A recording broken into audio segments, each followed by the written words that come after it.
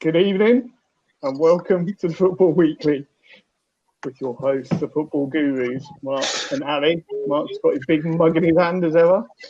I'd like to welcome Dan and Martin on the show and Ralph, who's waiting to join us in a bit. Happy New Year to everyone. We've had a busy schedule of football throughout Christmas and New Year, so plenty of talking points this week. So Dan's a Liverpool fan. Martin, for those of you familiar with the show, is a Spurs fan, and Ralph is a Man United fan. So some big teams and some big performances to talk about this week. So Dan, let's start with the show. Tell us a bit about yourself. Where you're from, how you started supporting Liverpool. You know, what your favourite Liverpool experience has been, and how. Don't give you too many. Write these down. And just how you think you're doing so far this season. Just a few questions there, then, mate. Yeah. I'd like to put you on the spot. And your inner leg measurements, please, Dan. Thanks.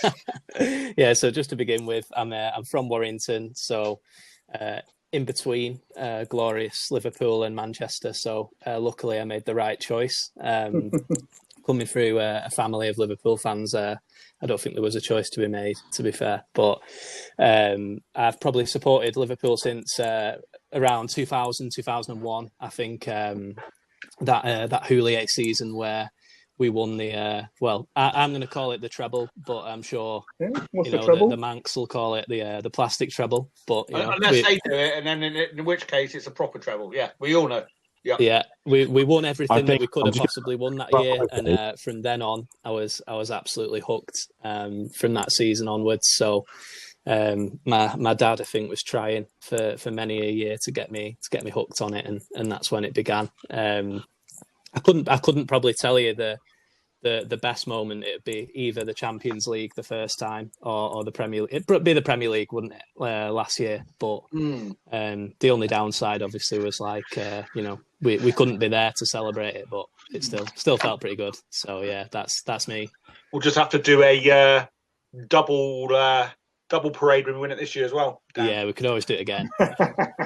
So that would be your last year, from when you started supporting, that was the first time that you've seen Liverpool win the league. I'm an old man, so I remember them winning it quite a few times in the 80s, and that period of dominance in that time was I'm not even sure that was matched the way they dominated in the early 80s in particular. By Fergie's Man United. I mean, you could argue trophy-wise it was, I suppose, but just the way they played football. And last season was very, very similar to that, I think, and the Champions League the year before as well.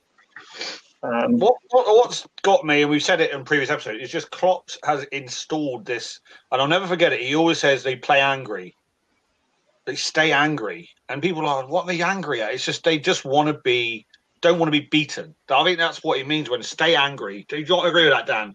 How he has implemented this. It is like an angry style of play, isn't it? Yeah, I think the last couple of seasons definitely just so relentless. I think they've gone off the boil a little bit this season, but everybody has, haven't they? So, but certainly last year and the year before, we were like the best I've ever seen us play. We never give up. Like even the Villa game last season, where I think we were 1 down with about 5 minutes to go, and we turned it around and won it. I don't know how many times we just found a way to win the last couple of years. It's I'm going to enjoy it whilst I can, because it's been a long time coming. Exactly. I'm always thinking a season ahead. I'm worried about Gini leaving. He's coming up to 30. Van Dijk's going up to 30. And what we got a little problem is players have now won everything there is to win at Liverpool, and who would begrudge them wanting a fresh challenge? It's life, isn't it? You get, I want to experience something new, or I want to. What is stopping players going? Do you know what? I want to try a different culture or a different way of football. That's Liverpool have got a kind of guard against that a little bit, and I think COVID will help that in regards to not many teams can afford our front three at the moment, or someone like Fabinho or Van Dijk or Alisson.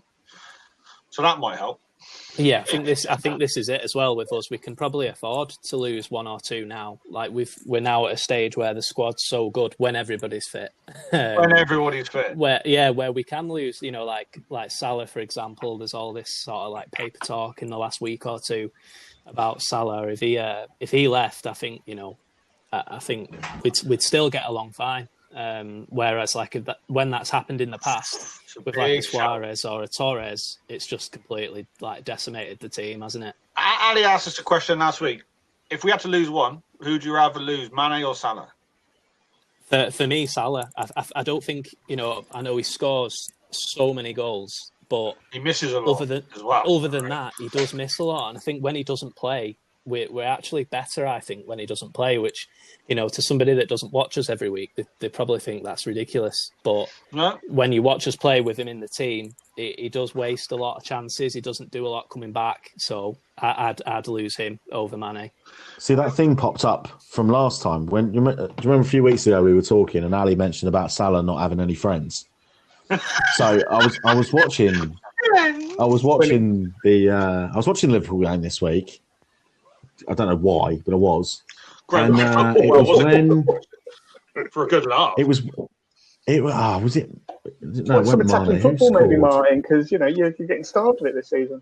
And I said that the other day, and you said Spurs are the second highest top scorer in the Premier League. Well, they are. Yeah, they are. It's just one line, to be honest. I mean, they save my fantasy league every week, Son and Kane, and that's hard as a West Ham fan having Spurs players in it, but I have to because they're so good. Anyway, Martin, I apologise. But yeah, so and I can't for the life of me, I can't remember who it was who scored. But yeah, there's all the players. They're there. They're all celebrating. They're getting in. Salah was nowhere to be seen. I've started watching it more carefully. I thought, hang on a minute. No, maybe he's onto something because he was not involved in that celebration at all. I think there's something going on behind the scenes with Salah.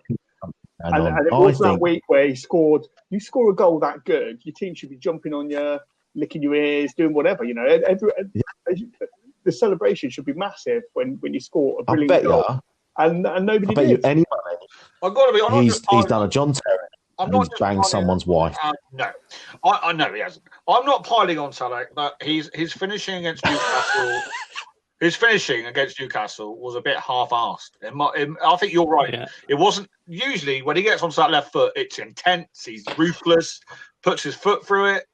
But there were at least 2 finishes against Newcastle where he literally just flopped his left foot at it, like, yeah, that'll do. That's going in. That'll do. There was no conviction about his. Would you agree with that, Dan?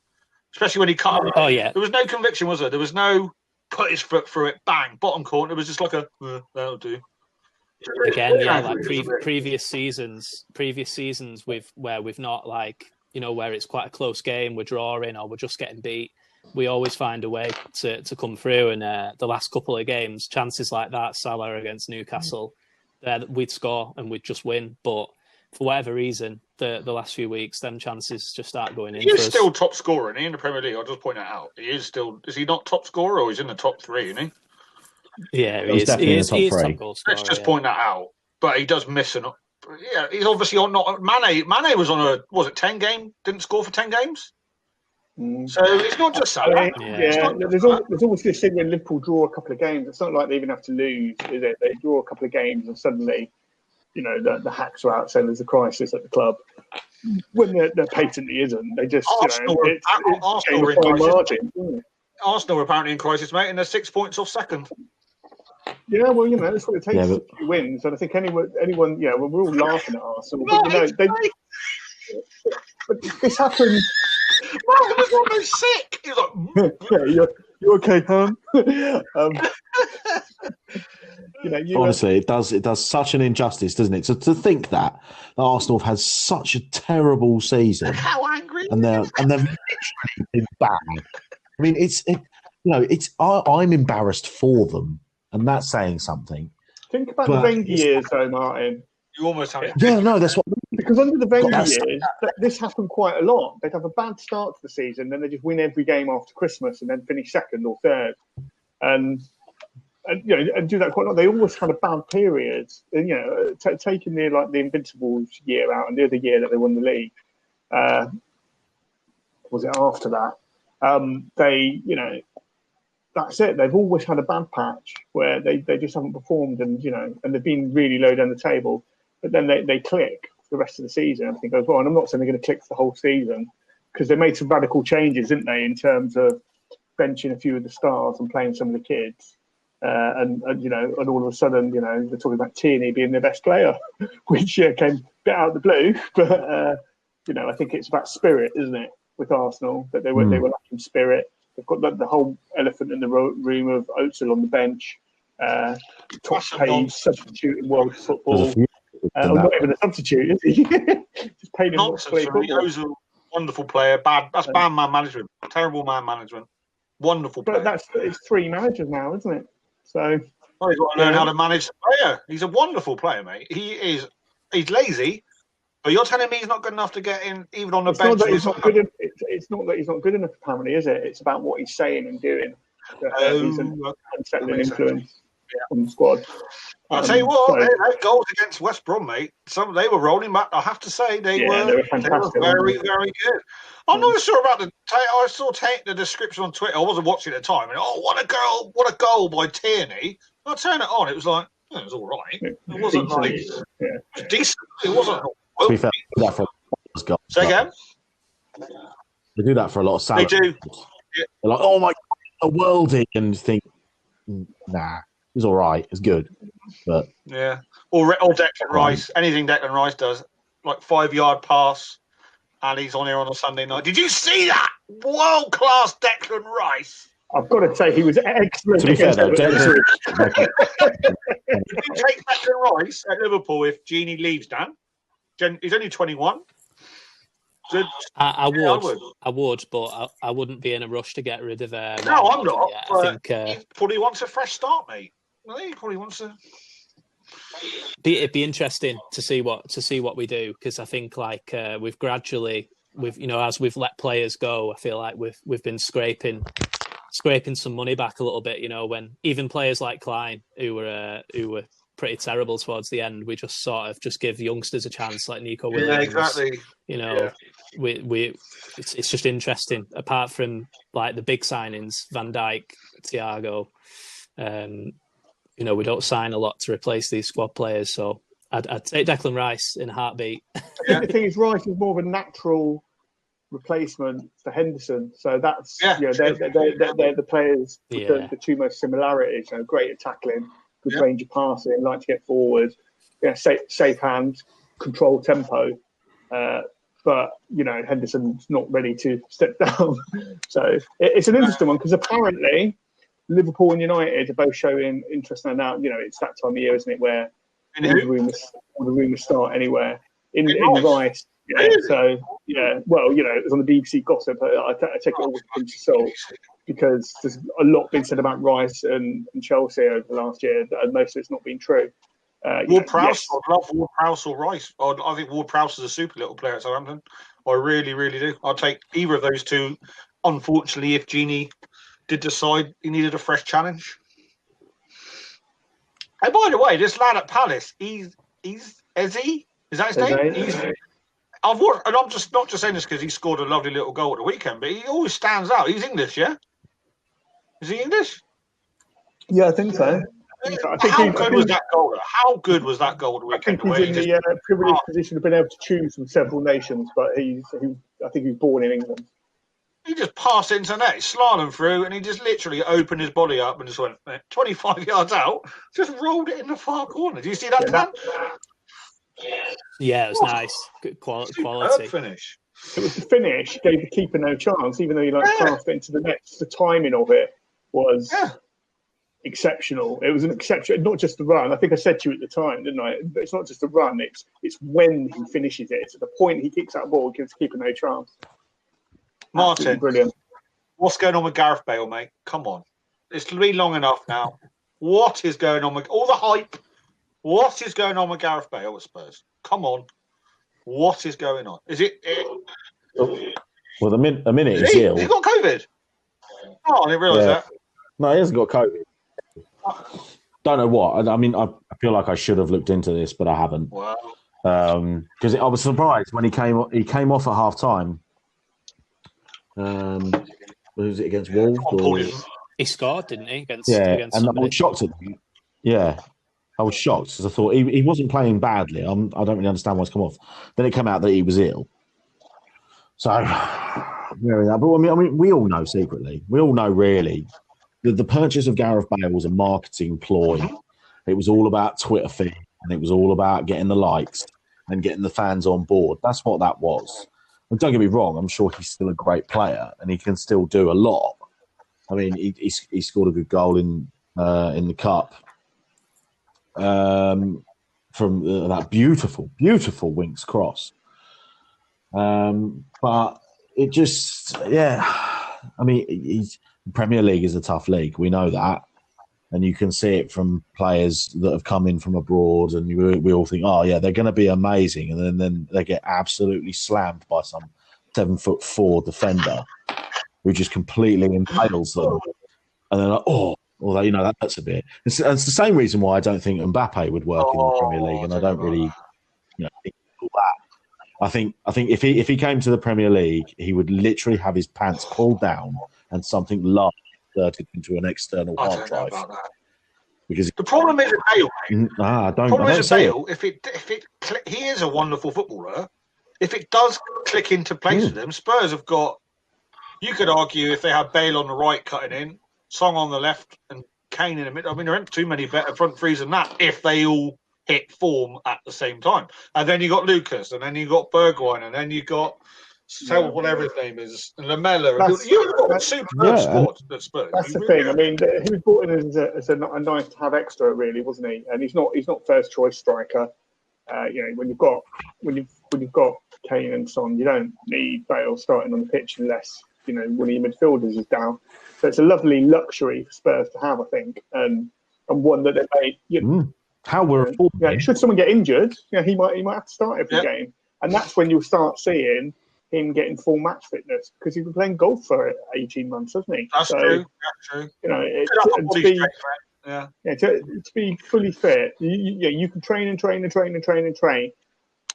as much as you want for as long as you like, but until you actually play a Premier League game, that's when your match fitness kicks in. So the Spurs player I got a lot of respect for is Dombele, because Jose does what Jose does, and he singled him out. I think we talked about this before, Martin. In press conferences, Dombele doing this, Dombele doing this, and he's not doing this, and he's not doing that, and it's his mistake that led to this. And if you look at him and Dele Alli's trajectories, Dele Alli's had a little bit of that as well. But exactly. And what's Dombele done? He's taken it on board. He's worked at it, and now I actually really enjoy watching Dombele play. I think he's just got it all. He goes box to box, he passes, he likes to dribble, he likes his shot. Dele Alli just likes sitting on the bench, twiddling his thumbs, picking up his paycheck. Doesn't really seem that arsed. When Jose first came, well, I'm excited. After you, I'm excited because obviously now the man Pochettino has got himself a job. Yeah. Pochettino, the Argentinian dude who tripped someone up and got a penalty or dived, whatever. Yeah. What? Did I say something wrong? Yeah. No. But I'm half expecting we will say goodbye to Dele Alli in the next couple of weeks because he will be going to PSG. Where's he going to play for PSG? Yeah. We'll also. Where's he going to play for PSG? Stade de Paris. You twat. Where's he going to play? He's not going to play ahead of Verratti. He's not going to play ahead of Di Maria. He's just going to go from one bench to another bench. He might play ahead of Di Maria. It's a nicer bench. Pochettino loves him. Pochettino absolutely loves him, and we'll get the best out of him. Poch loves him. Same with Eriksen. Inter Milan are already looking to get rid of Eriksen. Would you have him back? What a shame. You wouldn't have him back? Oh, you don't need him. No, you don't need him. No, you don't need him. Also, I mean, all right, maybe his Christmas antics probably haven't helped, but, Lo Celso's quality. No, I wouldn't have him back. Interesting. But isn't it interesting? Liverpool have got like a CDM playing centre-back. Spurs have got Dyer playing at centre-back. There is a genuine shortage of world-class centre-backs out there, isn't there?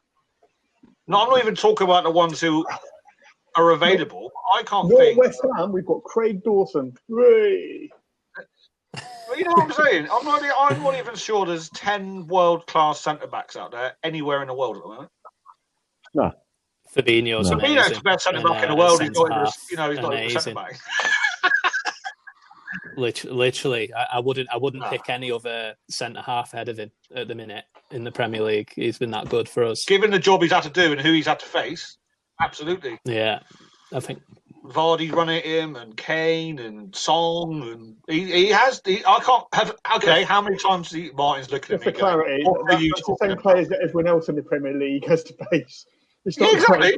Fabinho's had it extra hard, is it? In the correct position, yeah. In the box, one-on-one with Vardy, he's a little bit different to the halfway line against Vardy, no? Yeah, no, I agree. I mean, he's been excellent for Liverpool. And what we saw as, critical period for Liverpool, losing most of your first-choice defenders at once, to have that assurance in your centre-back position by someone that's playing out of position is amazing. He's done a brilliant job. He's been good, and he even he's a centre back, but he even got the cheek to flick the ball over people and then carry on running. Like he's got that Brazilian twang, He's playing centre back, so he's supposed to put his foot in, but he'll still fucking flick the ball over someone on the edge of his own box. It's like, whoa, what are you doing? Oh, that's all right. Yeah, carry on as you were. Yeah, that's fine. Yeah. So 9 out of 10 times that pays off. But it's that one time where it doesn't work. He did it down the touchline the other day. Do you remember that, Dan? I can't remember who it was against. And he flicked it over his head. I was just trying to think who it was against. If he gets tackled. He did it to two players, didn't he? It might have been... it was. Palace, maybe. I'm trying to think who it was. It's what you pay your money for, though, isn't it? If you're at that game and you see that happen... Never enough. That's hardly ticket rewarded, right there. Yeah. It's not just about wins, is it? It's about being entertained, and it's great to see that Fabinho's not afraid to do that kind of thing. I think I've got a nomination for the biggest mismatch, by the way. I watched Brighton against Wolves, right? And Adama Traore. Adama Traore was up against a 7'6" giraffe at left back for Brighton, and he must have skinned him at least 36 times without him laying a glove on him. He gave away a penalty, and he gave away a booking. Adama was just like, give me the ball. I don't even need to baby all my arms. He can't even get near me. Give me the ball. Goal as well. Oh, probably. Bless him. I don't know, but everything that could have gone wrong went wrong for him yesterday. He just couldn't get a glove on him. He could not. It was like a bulldog trying to swat a wasp. It couldn't get near him. He just could not get near him whatsoever. I can't think of another mismatch like it. And yet, Wolves. I'm so glad he got took off. It was. Still managed to snatch a draw from. Do you know what? Why not? Victory, didn't they? I like Graham Potter as a coach as well because he doesn't set teams up to play 9 at the back. He does try and play football. He does try and. He brought all the England age groups through together, didn't he? At one point, didn't he? The Rhian Brewster's age group, was that the same manager? Don't know about that. I'm sure it was him. But yeah, he's a good young manager who deserves all the luck he gets because he doesn't set his teams up to play 9 at the back. And I think there's a lot to be said for that, to be honest. And the fact that he looks like a geography teacher always... He had a detective, like a murder mystery detective on ITV at 9 o'clock on a Sunday night. He had his collar turned up. He had the fucking coat up. He had a notepad out. It's like, what's the time of death? Yeah, left wing put Traore up against the fucking giraffe. That's genius. I think the issue for Brighton, though, is all the draws. And haven't they drawn... It's something that I'm just trying to look at it now, but my phone's been really slow. Isn't it they've drawn... I think they've drawn 8 games this season. Something like that. Yeah, draw. That'll keep them up. That'll keep them up. Well, it might not, though, because they're only... they're 17th. They're only 3 points ahead of the relegation. We go on about centre-backs, but they're another team, Leeds, Wolves, and Brighton, who need a centre-forward. They're crying out for a centre-forward. Any kind of decent centre-forward, all three of them. Agent's phone must be ringing off the fucking hook right now. Brighton have got Mopé, who's very, very good. But if he gets injured, what do they got? Connolly, Lively, but all three, Wolves desperately need a centre forward. If they had a decent centre forward, they'd be in the top 6, I think. Well, they sold him, didn't they, to you? I know, how cool is that? I mean, They could have Divock Origi for a packet of Monster Munch, as far as I'm concerned, because the bloke. Yeah, well, let's be fair to Divock Origi. He's a cult hero. He's scored some. I would even say he's a bit of a David Fairclough. I don't think that's an exaggeration. I don't think it is. Yeah. He's a cult hero. He scored some massive goals, but he's put on about 8 stone, and he can't run anymore, and he can't finish anymore. So he just needs to be in a team where he's playing football every week. Yeah. And he doesn't look like he wants to be there. So either. I think if we could get 15 million for him, maybe at least in this market these days, I think that'll be a real bargain. And maybe replace him with someone like West Ham have done, someone from the lower leagues who scored a bucket of goals. The lad at Brentford looks really good. Is it Tone? No. Yeah, something like that, isn't it? Tone? Brentford, 40 odd goals, 60 games. Give him a chance. Like, wants a chance. But yeah. So a lot of teams looking for a lot of players. Do you reckon we'll get much business in January or not? Anyone, not just Liverpool or Spurs or West Ham. Do you think it's going to be I would be honestly disgusted if teams spent mega bucks in January due to everything going on, crisis, pandemic.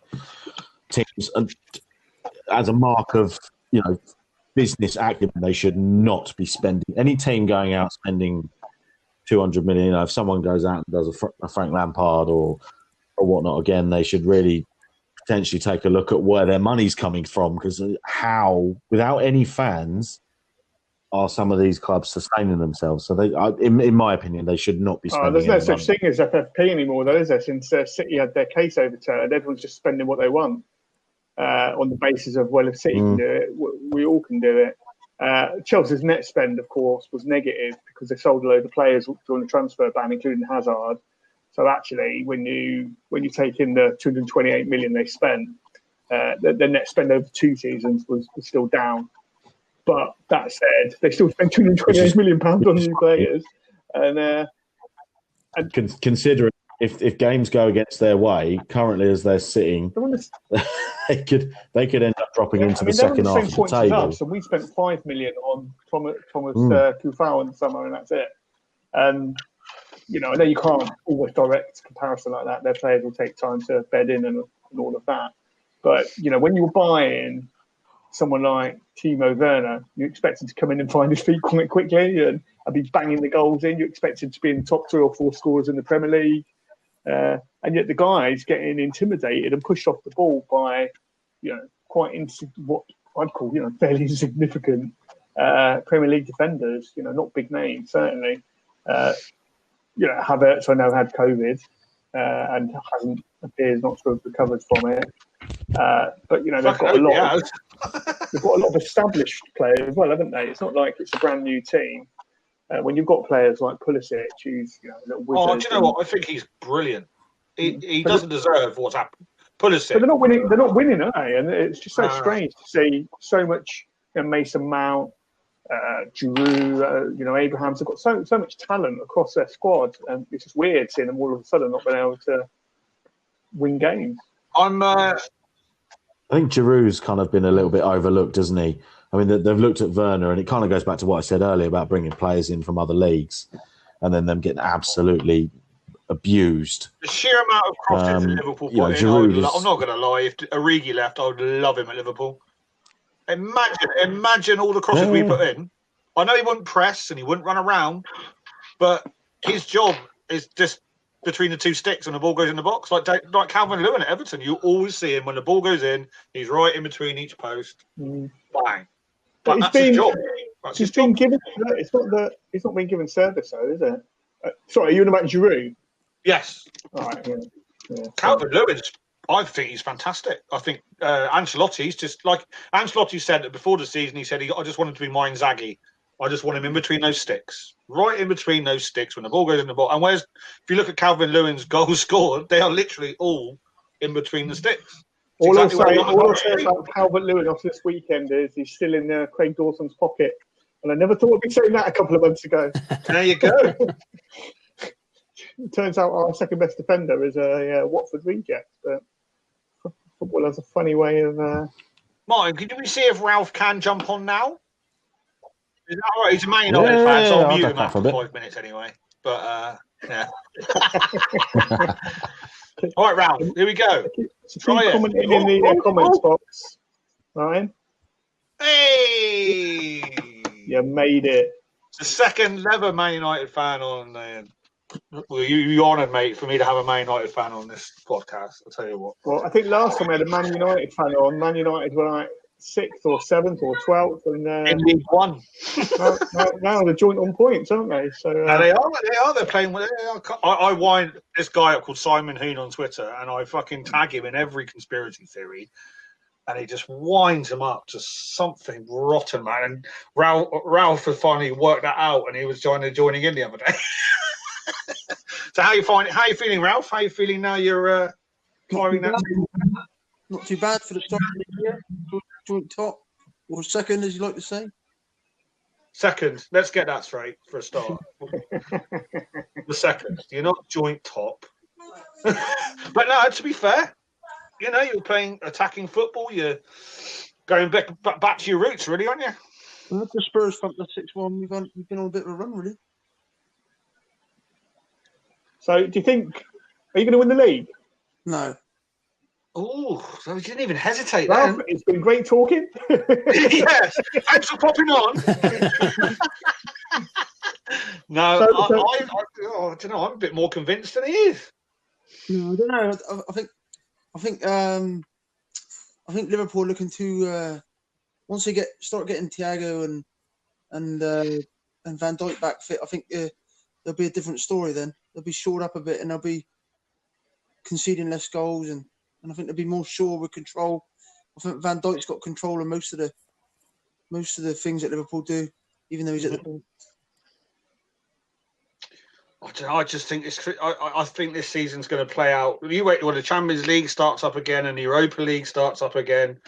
It's just going to fuck so many teams up, and including us probably, because you got to balance so many different. But it's a little bit different going from Wednesday to Saturday than it is from Thursday to Sunday for the Europa League. I think you'll win the Europa League or Spurs. It'll be a Spurs United final. I think. Inter Milan. I think we're looking the strongest squad wise. We keep everyone injury free. I think we've got the most depth at the minute. You know, we got 3 or 4 centre backs. We've got 5 or 6 centre midfielders or 7 centre midfielders. You got a lot of midfielders. And then you thought, let's buy another one. Let's buy Donny van Beek.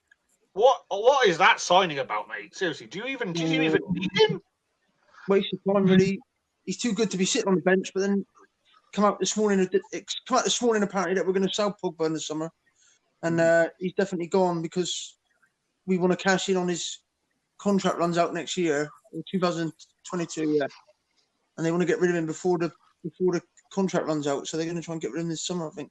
You know what's going to happen now, Ralph? He's going to have the end of the season of his life. Pogba. No, he's now in peak form, isn't he? He's now playing really well now. Yeah, he is. And it's no coincidence, is it? It's taken him 2 or 3 seasons to get there. But maybe he could be a godsend to get rid of him, maybe.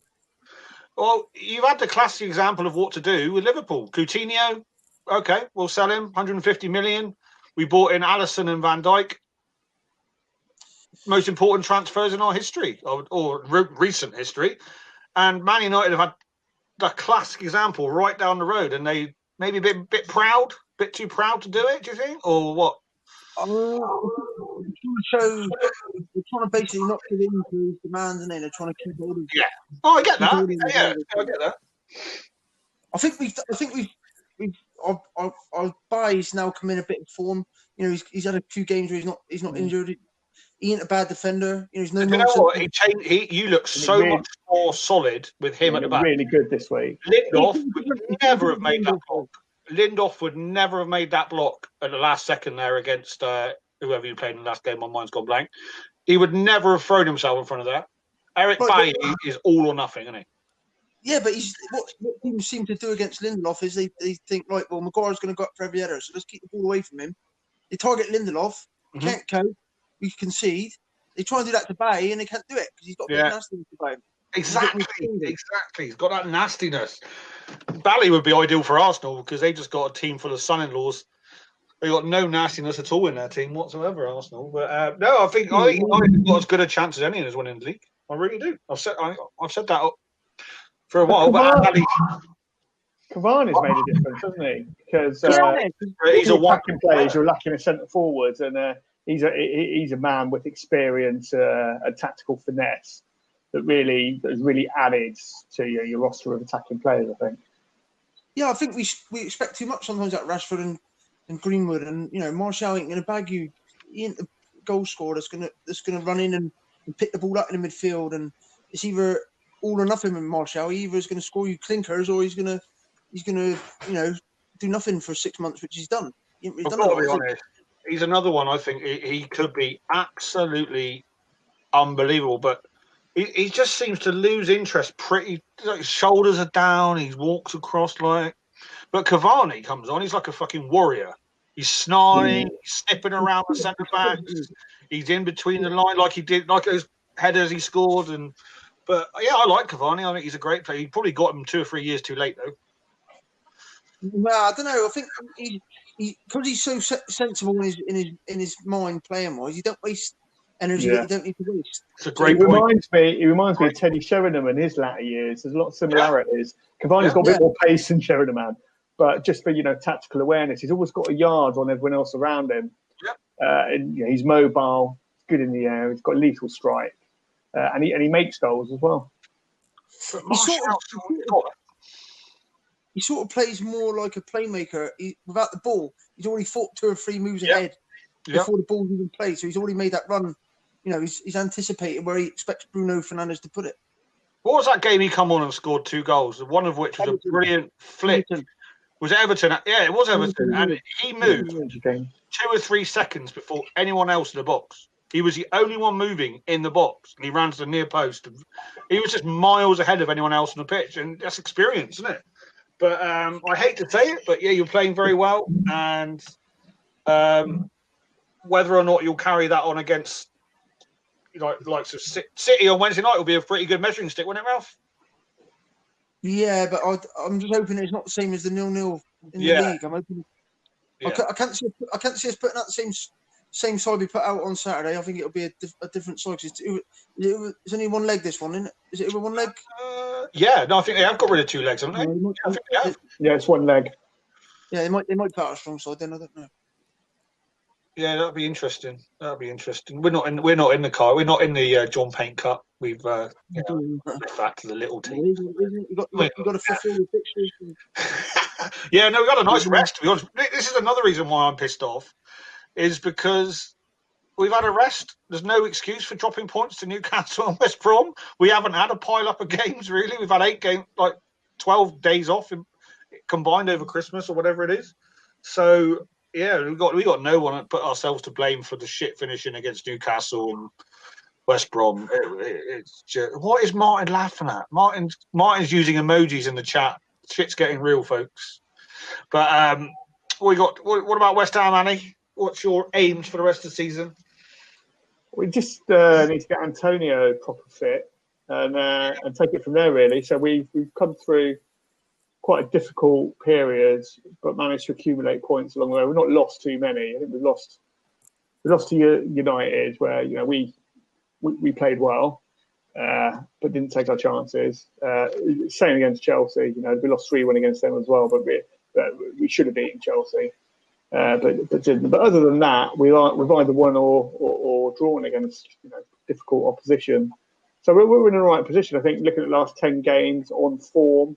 We're second only to Man United. So, we've got to be happy with that. When Antonio gets injured, Haller just hasn't turned up for West Ham in terms of the amount of money that we paid for him. And we're all looking to this transfer window and just maybe getting a Josh King or someone like that as backup for Antonio. Because that suits our current style of play more. With all our players fit, we've got a good system, 5-3-2. It doesn't work when we haven't got Masuaka. He's injured at the moment. He had an operation. Antonio's on the way back. So we'd expect some... We've done really well at picking up points when we've not been playing an attractive style of football like we were earlier in the season, where we beat Wolves. It was 4-0. We beat Leicester 3-0. We want to get back to that, but kind of Antonio's central to that. He's such a freak of a footballer. He's totally unique in the Premier League in what he does. But it takes him a few games to get going when he's been injured. It's always his hammies that go. Just going for a smoke, Martin says. So unsporting. And yeah, so we're happy with where we are. I think any West Ham fan would have took top half at the start of the season, and that remains the same. We're just sick.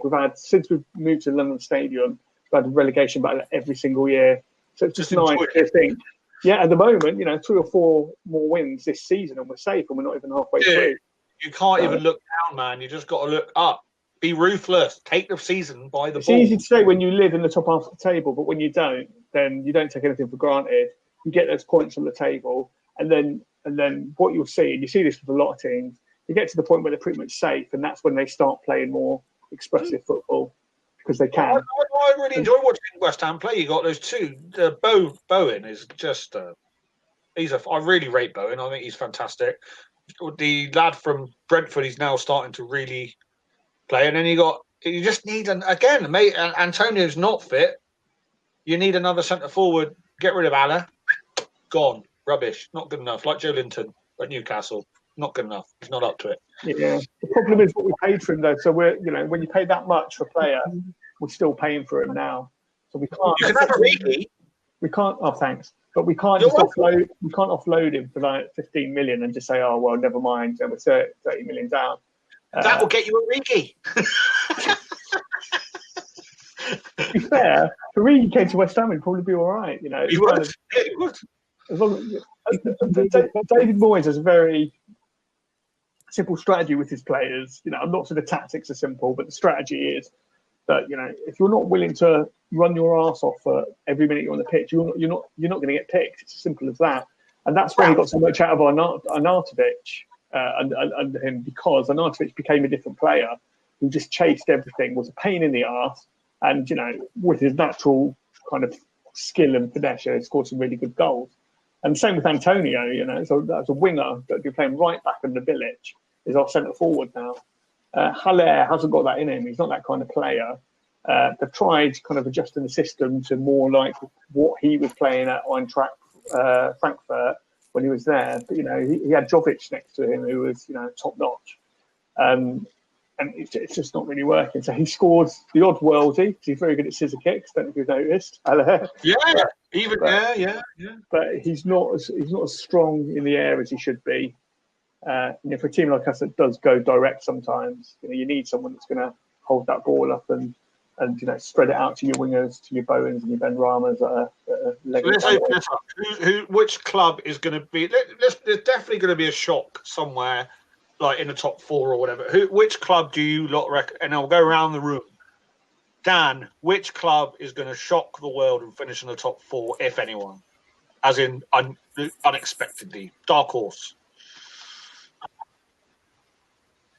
I think if it was going to be a dark horse, it's going to kill me to say this, but I think it'd be Everton, and it kills me to say.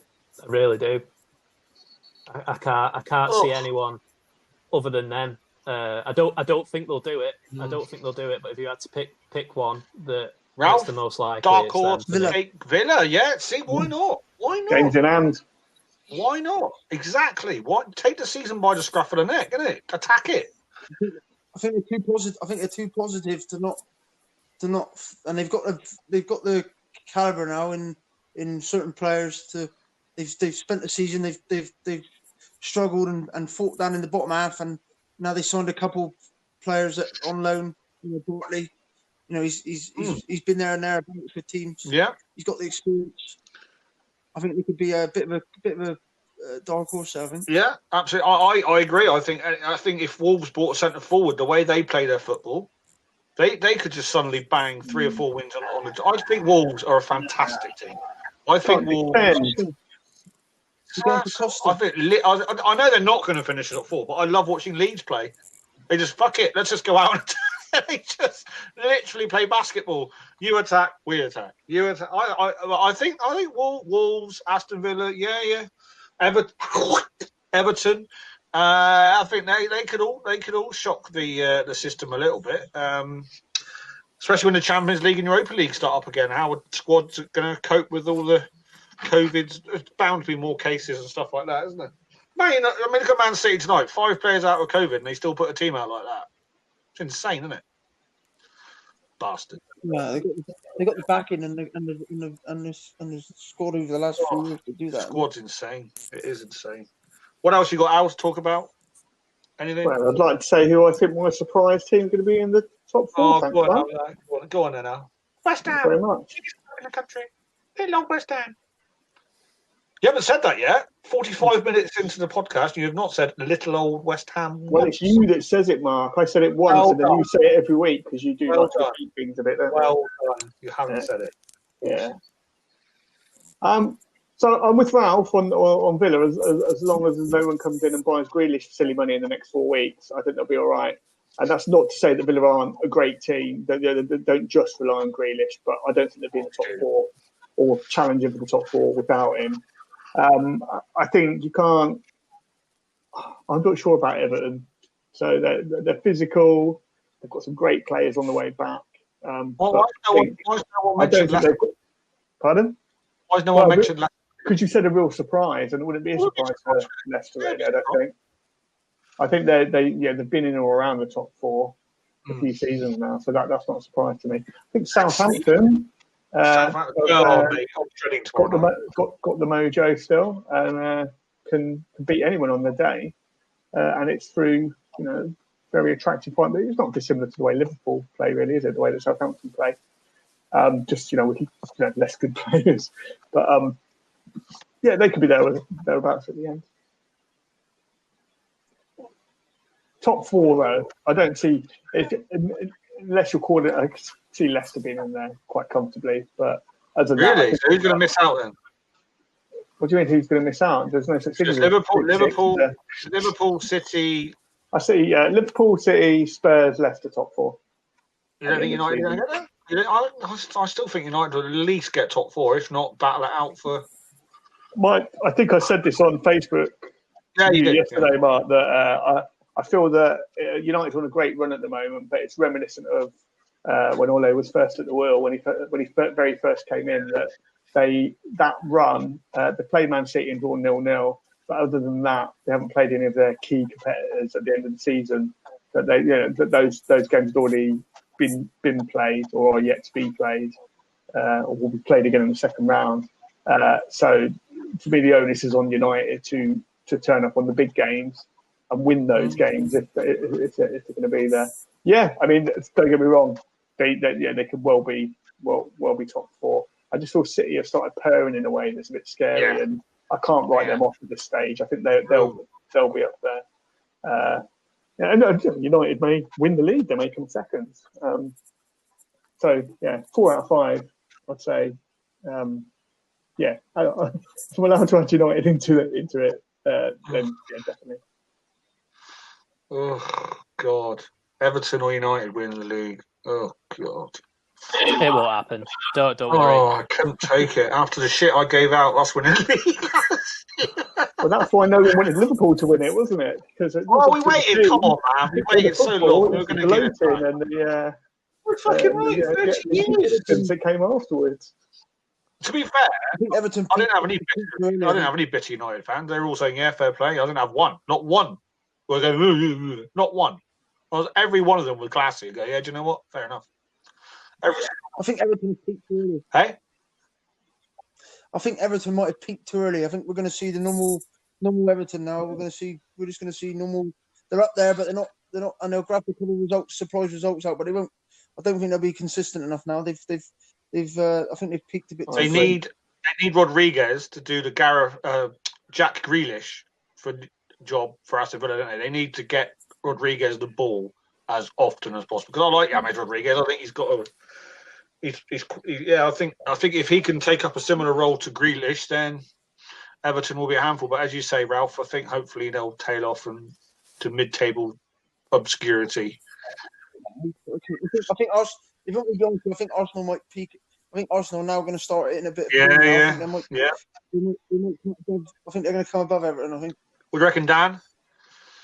I think with the likes of Everton, Villa, Leicester, when they get a few injuries, they drop so many points because they're not like a big side. They're not one of the like traditional big six who can carry a few injuries, or like big four. When they get injuries, like you see with Leicester earlier in the season where they didn't win for a few games when they had a few players out. But as soon as that starts happening with injuries and like COVID and whatever else, I think that's when that's when the top clubs are going to come through and they'll drop off. And like Ralph just said, Arsenal might. I don't think they'll get in the top four, but they'll take over some of them teams that are ahead of them at the minute. I don't even think there's the big six, Mark.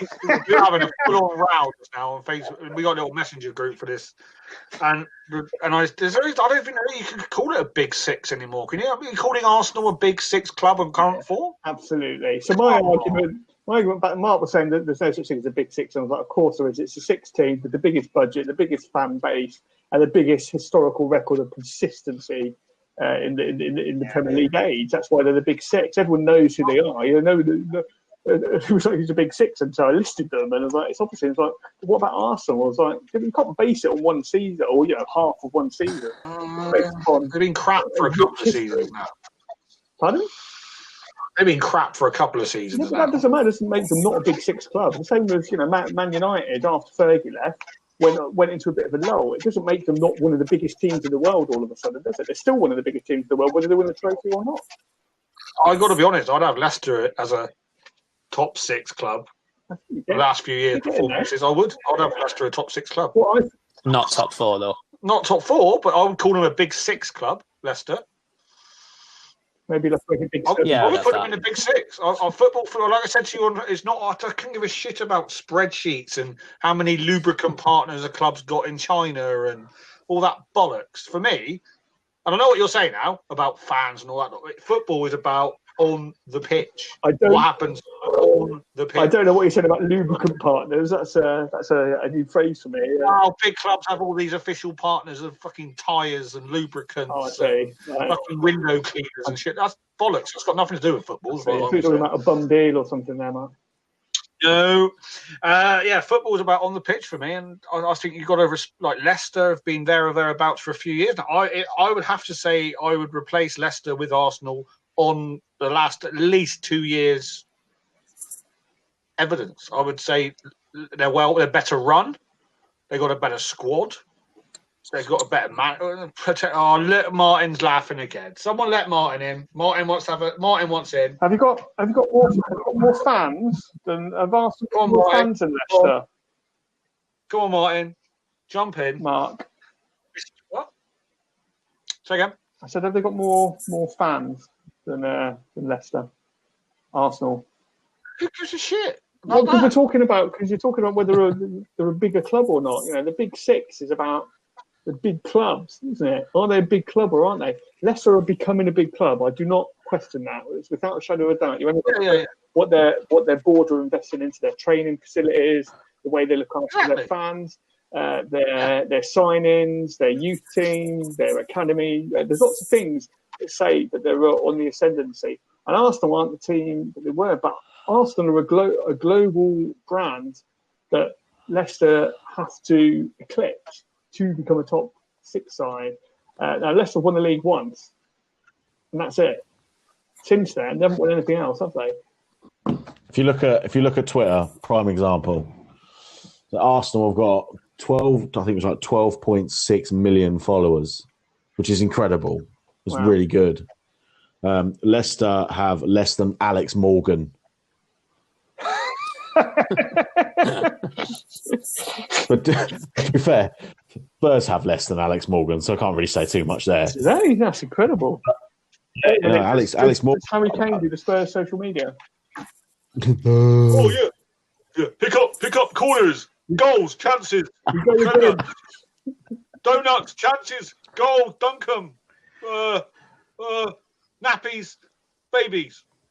It made me laugh the other day with going off piece a little bit when Harry Kane was saying that at the end of his football career he wants to be a kicker in the NFL. Yeah, he will be as well because all he's got to do is run on, kick a ball between the posts, and run off again. For exactly.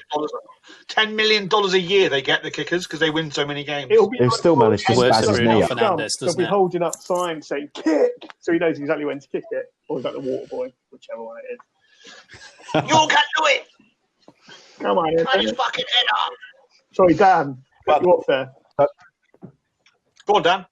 Oh, it works for Bruno Fernandes, doesn't it? Just stick a ball down once a game and just kick it in from a spot, and that's it. Job done. Might as well walk off.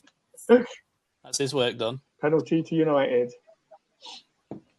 It's great for 33 in. What is it? 33 penalties in 57 games. Ali seems to think I wear a tin hat and my name's Alex Jones when I talk about United and penalties. But that compilation that I saw on Twitter the other day of about 10 of the penalties, I would say 5 of them were nowhere near under any circumstance. The reason, but that's law of averages. The reason I say tinfoil hat is because you say it's deliberate corruption by the FA rather than United players drawing penalties when really there's not much contact. They're different things, because at the point that you feel contact and then you draw a penalty, or you draw the penalty before there's contact, then you slow it down and look at it on VAR. 9 times out of 10, it still looks like a penalty because there's contact, and so they're giving VAR that job to do. They're going out and looking for penalties, no shadow of a doubt about it.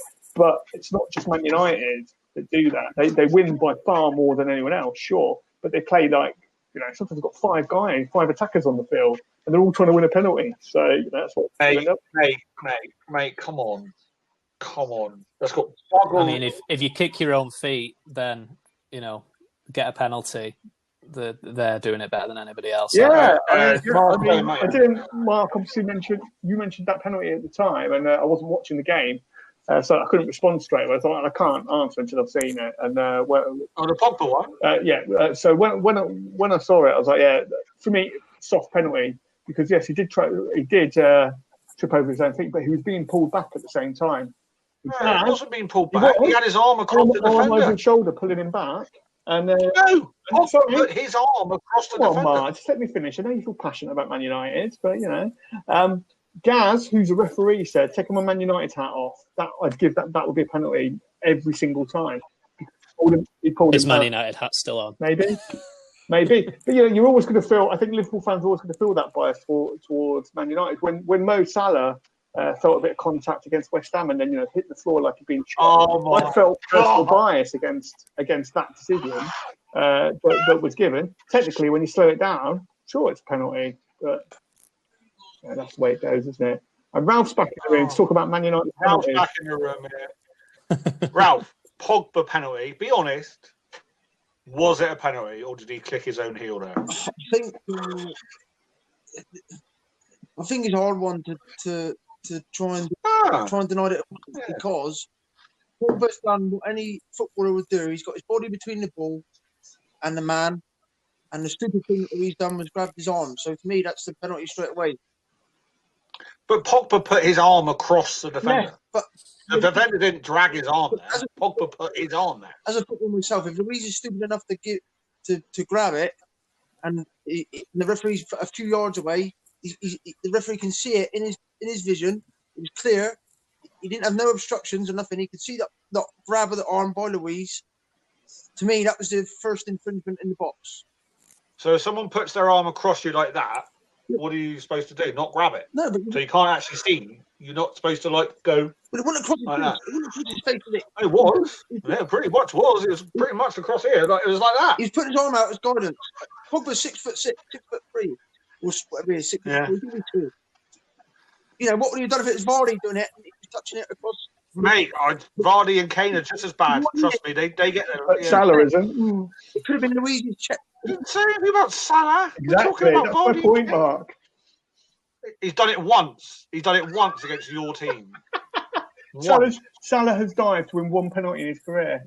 Are you really going to... We've had 40 penalties.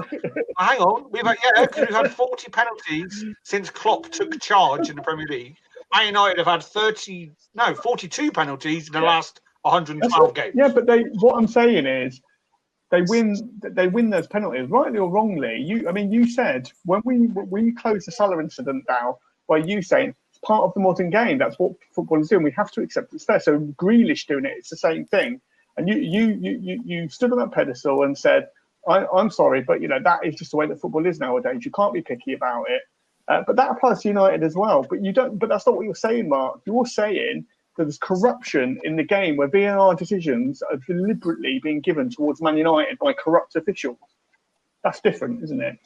I agree that United employ gamesmanship to win penalties. Lots of teams do. United are particularly good at it because they've got lots of attacking players that are fast and draw penalties. They get a disproportionate amount. They do. Come on, compared to come the rest. on. Compared to the rest, You've got to be in the box to win those penalties. Come on. What I say is, look at anyone else on the pitch. Look how many times Grealish, before he's received the ball, looks where the opponent is and where if he can gain an advantage by taking the minimum amount of contact. Grealish doesn't. Yeah. I watched the Villa game and the United game this week, and the amount of times he hardly got touched and he was down. In fact, No, go look with that. I agree. Yeah. Good. Salah's dived probably. I've never seen him dive when there's absolutely no contact. But there's no contact, Ali. I've not seen. If he's getting pulled back, he'll throw his head back. That's what I'm talking about. Talking about winning, gaining a penalty by looking for the contact and just hitting the ground as soon as you feel it. Do you know how many penalties we've had at Anfield since Klopp took charge? You just said 30, wasn't it? Not at Anfield, no. Look, you can talk about proportionality, but I'll just come back to big team bias. How many penalties have Liverpool had this season? 5? 6? Not very many. Could have had a few more as well. 6. Virgil van Dijk been taken out in the Premier League. Pickford wasn't given. Gaz's stat yesterday said you've had the same amount of penalties as Man United in the Premier League this season. I don't know if that's right or not. West Ham have had 0. We haven't had a penalty since I think it was last December in the Premier League. Yeah, that's wrong. That's bad. And there have been a lot of should have been penalty incidents there, but we don't get them because it's big teams that we play against.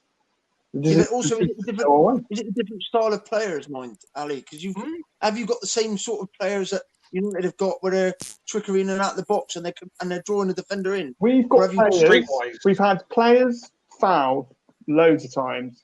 Antonio in particular, stonewall penalties in my view, obviously a bit biased, but clear handballs as well. Three or four of them, 2 this season. Clear handballs, the ball's travelled 10, 15 yards, hit someone on the arm, and it's not given. There's no reason for it not to be given when there's a culture of those penalties being given for everyone else. And that's my point. My point is, I just want consistency, mate. I just want consistency. I just want every team to get, whether it's Liverpool getting the wrong decisions or Man United. United are very consistent winning penalties, Mark. Everyone should get the same decisions. There should be one. It should be one rule for whoever the one is, not Man United or Liverpool. Every club in the Premier League should get the same treatment when it comes to VAR. All right. So would we say then, as football fans, do we think that VAR has benefited the game, or do we think that it makes these sort of scenarios now for no reason? Well, there's 2 sides to that. You're absolutely right, Ralph. Firstly, how can VAR, when it comes to serious injuries, and I'm only picking Virgil out because it's the clearest example of a serious injury. Okay, Pickford's come out, all his weight's gone onto the knee, the ball's gone 3 or 4 seconds before. In my opinion, that's a red card. Why has VAR not pulled that back for a red card? Why? How can everyone in the world see that is a red card tackle, and VAR has not looked at it and gone, yeah, red card? The flip side of that is the Mane offside against Everton, the same game. Wasn't offside. Nowhere near offside. He was level. Why is that not being brought back? Where I'm going with this is in rugby, and I've said this to Ali before in previous episodes, is everyone in the ground can hear what's going on with the VAR. They go to the corner of the pitch. The VAR is plugged into the stadium microphones or speakers, so everyone can hear what the TV audience, the audience in the ground, they can hear what the referee's saying to the match referee, video referee even. Football, wouldn't you agree, Ralph? It's a closed shop. Referees don't have to explain anything. You never hear what the referees are saying. You never hear what the video referee's saying. You never hear anything from the referees on any side. In rugby, they are mic'd up. They can hear, they explain, okay, the ball's being grounded, there's no forward pass, that's a try, or clear contact to the head, that's a red card. You can hear every word the video ref is saying in rugby to the referee. Every word. In football, it's like a brotherhood. How many decisions have been overturned by VAR from the original decision? I would say like 3. It's getting better, isn't it? It's getting better. So it is getting better because they're now standing by the original decision, having reviewed it on the pitch side monitor.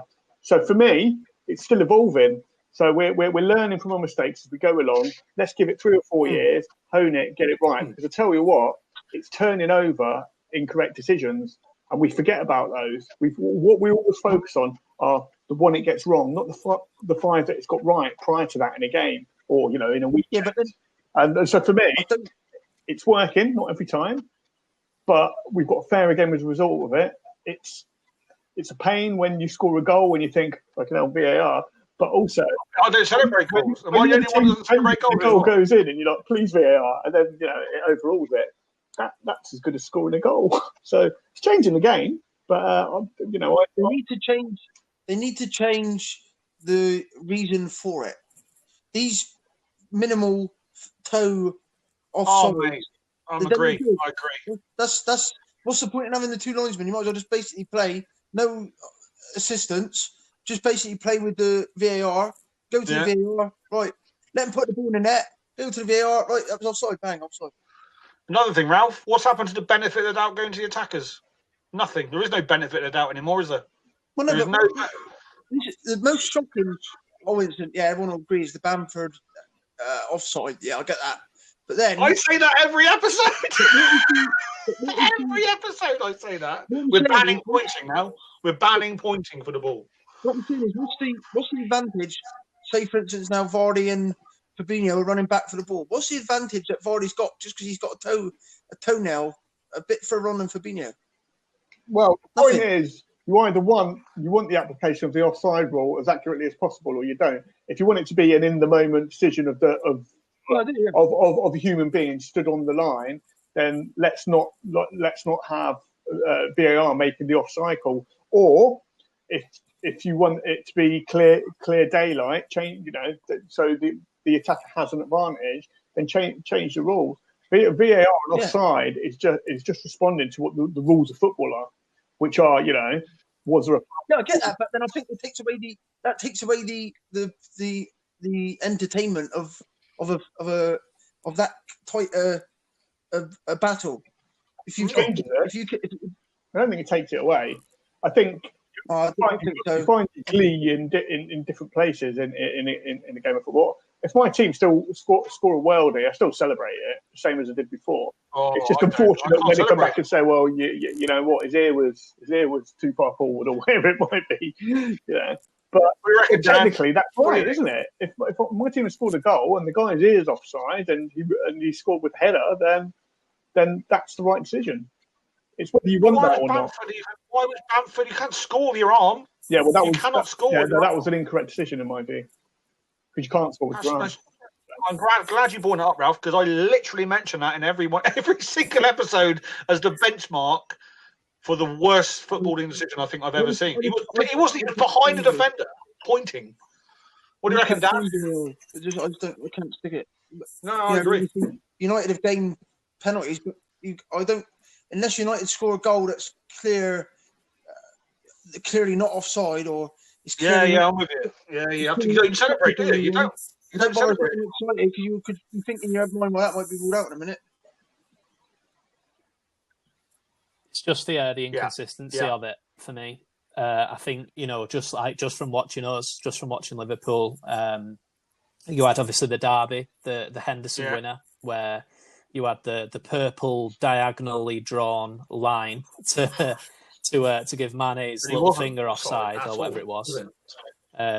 You had the week later or 2 weeks after against Brighton where the Robertson foul on Welbeck, who he said himself after the game that he thought with VAR it's just worth going down and just seeing what happens.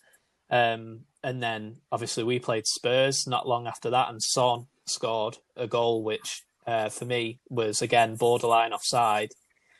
Probably more offside than some of the decisions that's gone against us, but the goal stood. And that's just from watching our games. I'm sure that happens to multiple other teams. It's funny, earlier in the season when Mark was asking me about VAR, I was like, well, we've we've had the rub of the green so far this season. So I obviously you did. jinxed it for West Ham because VAR has not been our friend since then. But it's like anything else with the game. I mean, prior to VAR, we were consistently having decisions going against us of that nature from the referee anyway, which is why we have the banter about big club bias, because when you've got a referee on the pitch, he is innately influenced by bigger personalities, famous people around, and so on and so forth.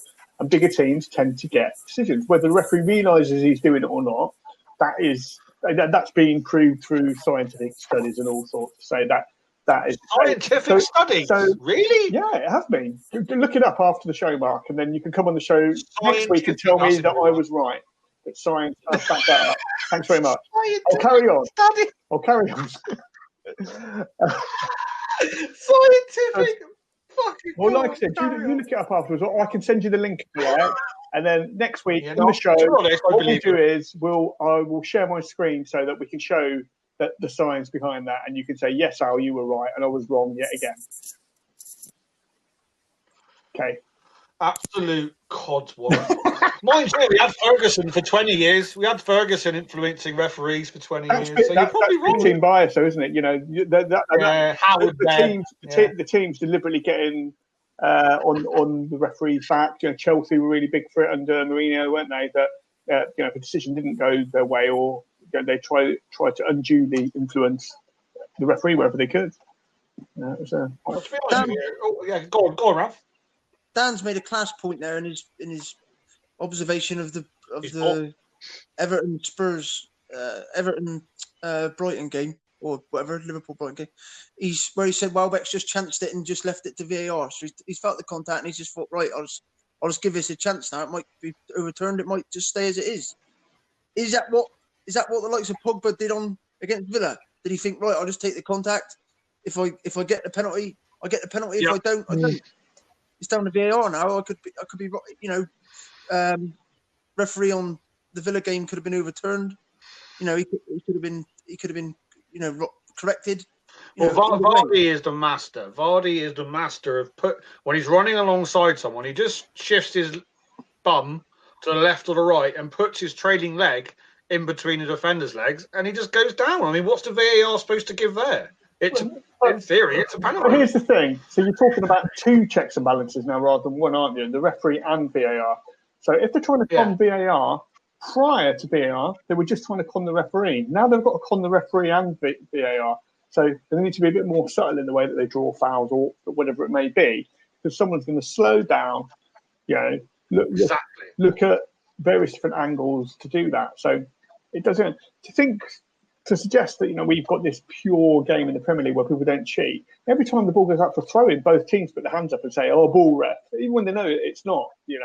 There's cheating going on throughout football, and VAR is a tool to help with that. Whether it gets it right all the time or doesn't, referees didn't get it right all the time. So I think we stick with it. We maybe elements of it that we reduce or get rid of as time goes on.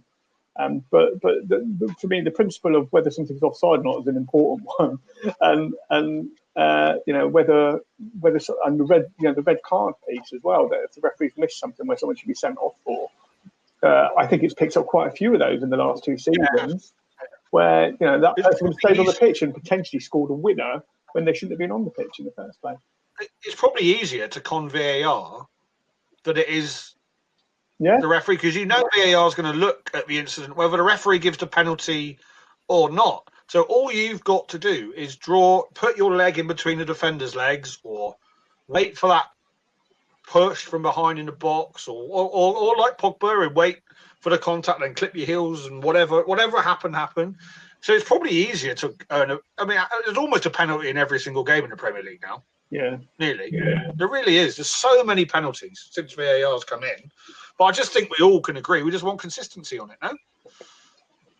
I think personally that the offside thing's got to be left down to human error, not lines drawn on the pitch. Absolutely. It's got to be left down to the decision there and then in the heat of the moment.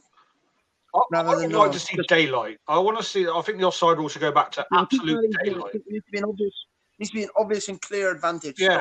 Benefit of doubt to the attacker. If there's any doubt, goal. I think it takes you.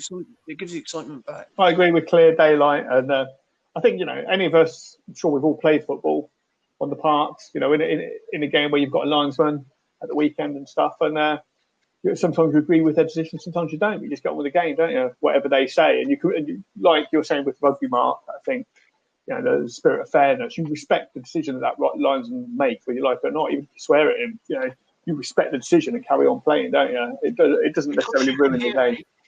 Because you can hear what in rugby you're talking about. Yeah, no, but also yes, but not just because you can hear what they're saying. Not just everyone in the ground. Not just VAR, Mark. So think about games of rugby where you don't have a video ref. They just respect the decision, whatever it is, and carry on playing. So yes, sir, sorry, sir, 3 bags full, sir. Yeah, but generally when we go out and play football, it's the same, isn't it? You don't kind of we don't surround the ref and ref. You might say, ref, that's the wrong decision. Fucking hell, ref. But that's it. Never done that. Pardon? Never done that before me. Nope. Never questioned the referee. Not me. It's taking away the old dubious referee panel where they issue out punishment for the red cards and all. To me, that shouldn't have been a VAR decision. It was wrong by the referee at the time for the Pickford thing. He didn't see it, obviously. He didn't see it as clear as what we thought. So how come Pickford didn't get no retrospective punishment after? I could not believe that. Let's be even if it was Rashford or if it was Maguire getting taken out by Edison in Manchester derby, if it was the same tackle, I'd be like, the ball's gone. The ball wasn't even in the play, and Pickford has come out and he scissor kicked Virgil van Dijk's kneecap and caused him a horrific injury. No matter what, Man United fans, City fans, West Ham, whoever, we can clearly see that is violent conduct at the very least. And as you say, Ralph, no comeback, no warning, no ban, nothing. Absolutely astonishing. It would have been astonishing if there was no injury, but the fact that the lad's season's over as well. I think if there's been no injury, no one would be talking about it now. But when you lose one of the biggest players for majority of the season, then it's against your biggest city rivals. It's gonna hurt. And I think it wasn't the issue. And you can correct me if I'm wrong on this, Mark. Wasn't the issue that the referee spoke to me at the time and said, "Yeah, I saw the challenge, but I'd already blown the whistle, so the ball was out of play." And if I think what happened was the VAR checked an offside beforehand, and I think someone might have been slightly offside, but they can still give a red card for violent conduct. And I think that was the problem, was that Coote, it's that referee again, Coote, the most useless referee in the Premier League, didn't know that. Well, that's fucking fact.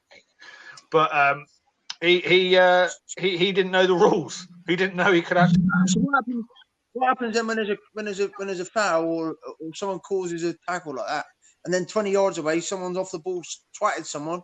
So, but the referee said, "Well, I've already blown the whistle for a free kick, so I can't give the." Well, United had a penalty given after the final whistle the other day, didn't they? Yeah, Brighton. Yeah, which fair enough. It was the right decision. That was a correct penalty, I think. Wasn't it handball or something? Wasn't it? Yeah, but I don't know. I think that's a bit too. I think I wouldn't have gone with. I didn't agree with that one either, and I thought that was a bit too. He was a bit lucky there. Probably. But I think if everyone in the stadium could hear what the referees are saying to each other, I think you'll see the standards dramatically improve. Because at the moment, they can say or do what they want, and they don't have to explain anything. They don't get any comeback. They don't get any scrutiny. They don't get any. They've got the dream job, really, because they do their job and they go home and they don't get any. They don't have to explain anything to anyone. It's just.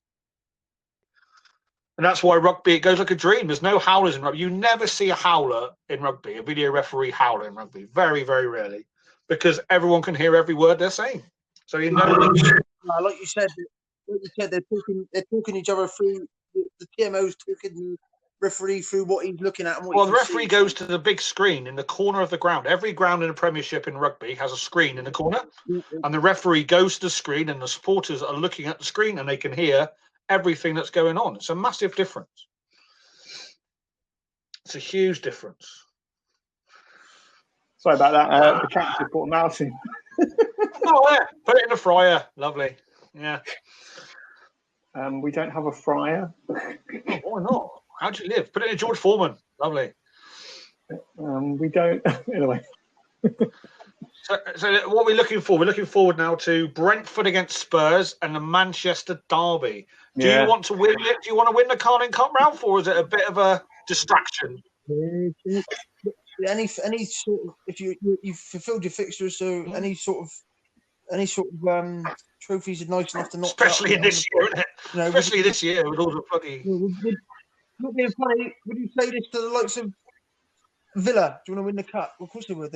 It's part and parcel of the football, net to play for as many trophies as you can. Very well point. Very well, good point. I think Brentford. I'll tell you what, I fancy Brentford. To pull up a bit of a shock. They got nothing to lose against Spurs. Really, it's their first ever semi-final, isn't it?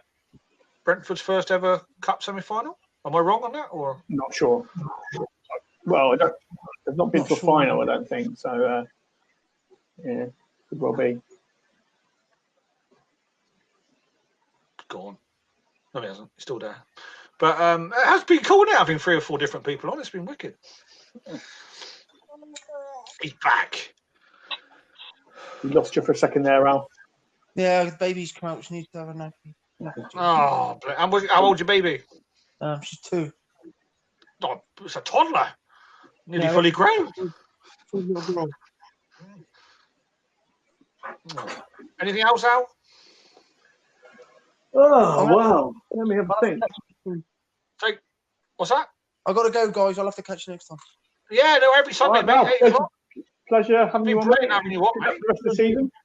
Cheers, bud. No, you don't. He doesn't need luck for the rest of the season. That's the whole fucking point. You don't need luck. No luck for the rest of the season, Ralph. None at all. And we're here every Sunday at 8 o'clock. No, I'll be here every Sunday. Oh, really? Cheers, mate. Cheers, guys. Hold on, pal. Cheers. All the best, mate. So, Mr. Collett. What? Who's going to win the league? Time to put your cards on the table because there's lots of talk coming from your messenger account that it's United's to lose. Liverpool, no chance. I love winding Gary up. But he doesn't bite. He never bites. It's so annoying.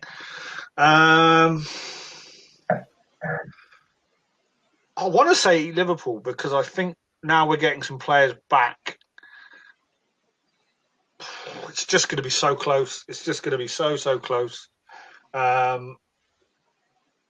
can see us limping towards the final third of the season and then suddenly clicking when we get a couple more of our defenders back maybe and going on one of our runs. But it's going to be very, very close between us and City, Leicester. I think Leicester won't go anywhere. Leicester won't go anywhere. They've got no European commitments, have they? Or they're in Europa League? Are Leicester in Europa League? We ask this every episode. Yeah, they are. They are in the. They are in Europa League. Okay, so they could get stuck up with that. Liverpool for me. I hope Liverpool. I hope, but we got to click. We haven't clicked much this season. I know that's a good sign, but being top of the league and not really clicking. But we'll see. Who do you think? Well, kind of like you, really. Very different to what I said a few weeks ago, but humility is a bit. I agree with you. Once we lost Virgil and then Gomez and then Thiago, I was like, nah, we're done. We're not going to get over that. And we've done brilliant. I think it's hard to see beyond kind of Liverpool, City, maybe United. I think City are going to come on quite strong now. Seem to have sorted their issues at the back. John Stones is playing really well. So that's adding to their robustness at the back, I think. But for me, it's Liverpool's to lose. They've come through the worst injury crisis that they're going to have for a while. Top of the league. So that's where you want to be, isn't it? There is the possibility of us adding to our squad. A bit of wheeling, dealing with Origi, maybe a swap here and there, depending on who he goes to, or loans, or. I don't know. I would like to see us, replace Origi with a young, up-and-coming, hungry striker from somewhere, But we'll see. I mean, our squad's looking all right. We've got a lot of midfielders now, though. but we haven't got any centre backs. So we'll see. Hopefully we can click. Hopefully we can click, and go back to back would be pretty special. But we'll see. We will see. So FA Cup next weekend. Who have Liverpool got? I can't remember. Spot there, aren't Yeah. Oh, I know. We're away to Aston Villa, aren't we? I think it's Aston Villa, isn't it? Away. Sure, it's Aston Villa away. Yeah, you've got Villa away. So other 21 cup ties next week. Bloody hell. Wolves Palace is another all Premier League. What else we got here? Imagine my shock when Man City get an easy draw. QPR Fulham, West London derby there. We're not even. What day are we playing? Is it Friday? Is it? We're playing. Yeah, Arsenal, Newcastle, Oh, United, Watford, West Ham away. West Ham are away at Stockport, which has got banana skins written all over it. Stockport away on a Monday night. oh yeah, look at that. Tell you what, Wolves and Crystal Palace. That's not a bad game. I tell you, I'm surprised they've put those two on the same night. Villa and Liverpool and Wolves and Crystal. That's not a bad little couple of games there. Quite fancy Palace for a cup run this year. I would like to see a Villa or a Palace or a West Ham or a Wolves win the FA Cup. I genuinely would. I would like to see someone different win the FA Cup. Wouldn't you like to see Liverpool win it? Well, obviously, but I think we'll have so much on our plate with Champions League, sorry, Champions League, and Premier League. I think Klopp wants to make a point in the Champions League this year. I think he wants to make a statement there again. So hopefully we'll get through that. Leipzig, isn't it? I think we got. Yeah, that'll be tough. That'll be tough. Very tough. I think we'll probably prioritise the Premier League and the Champions League. But obviously, I'd love to win the FA. Who you got in the last? What was it? 16? Yeah, in the Champions League. Leipzig, team that beat United. Oh, Red Bull Leipzig. A good team, aren't they? They are, but they're very defensively exposed. But they are a wonderful team to watch. So that'll be a good game. There'll be lots of goals, loads of goals. Yeah, that's what we want. Is that where Minamito came from? Keita, I think, wasn't it? Oh, and maybe Minamito. Was it one of the two? Even no, Keita. Right. Nabby lad. The physio trainer. I call him because he trains physios up because he's fucking injured so often. He's injured all the time. He's our Pogba. He's our version of Pogba. There are Liverpool fans who will refuse to slag him off. But I've not seen anything from him yet. Maybe 1-2 games that you think, oh yeah, tidy. Yeah, I just haven't really seen enough of him to be convinced by him yet. But it's hard, isn't it? Because he doesn't always, when he is fit, he doesn't always get in the team. I think hopefully Oxlade-Chamberlain will. I think there's a ton of potential in Oxlade-Chamberlain. I really do the way he drives at the fence. He's got a shot on him. He needs to get fit and start playing as well because he's goals in him. He was fourth highest top scorer last year after the front three. So yeah, he's had quite a lot of injuries, isn't he? Yeah, so what is he now? 27, 28 sort of age? I'll be honest, that's probably a black mark against our recruitment. Is the likes of Keita, Matip, and Oxlade-Chamberlain were obviously good value, were obviously cheap-ish in that market at that point. But there's a reason for that. It's because their injury record. Yeah. So, if you can get a good run with the Ox, though, because I mean, to be fair, it's not like he keeps pulling his hamstring or anything. He's had two or three pretty serious injuries, hasn't he? And he's had to recover from. And when he's recovered, he's been fully fit again. It is part of the. He's got 5 or 6 good years for you. Yeah. I like him as a player. I like the way he drives at the fence, but I'm just not sure centre midfield. Yeah, I'm not sure centre midfield's his best position. I would like to see him maybe play off the left and cut in. Personally, but we'll see. We'll see. I just want us to have a right good 10 games now. The next block of 10 games, lay down a marker, snap out of whatever this finishing we're going through is just wasteful finishing we're going through. Just, as Klopp would say, be angry and be that team we were a year ago, really, because what's your update on Jota, Mark? Sorry? What's your update on Jota? When's he due back? Possibly the same time as Matty. So maybe the United game. What, 2 weeks? 2, 3, 4 weeks. No one. They've been very, very, very hush on all our injuries at the moment. I've got a feeling that Virgil van Dijk will probably play before the end of the season. We've seen him running on the treadmill. We've seen him kicking a ball. So he's not even human. He's had his knee reconstructed. He's already doing that. So they are keeping there's never any leaks now, Klopp's at Liverpool. I'm convinced like Brennan Rodgers was pretty close to some of the journalists. But as soon as Klopp turned up, there was no leaks about anything. I mean, look at Fabinho. There was rumours, and then he's holding a shirt. There's no leaks in Liverpool since Klopp turned up. So Jota's been when we spent that money on Jota, I was like, what? Really? Like this? I was like, yeah, because he's looked tidy, but nothing that really stands out at you and think, yeah, he's a £45 million player.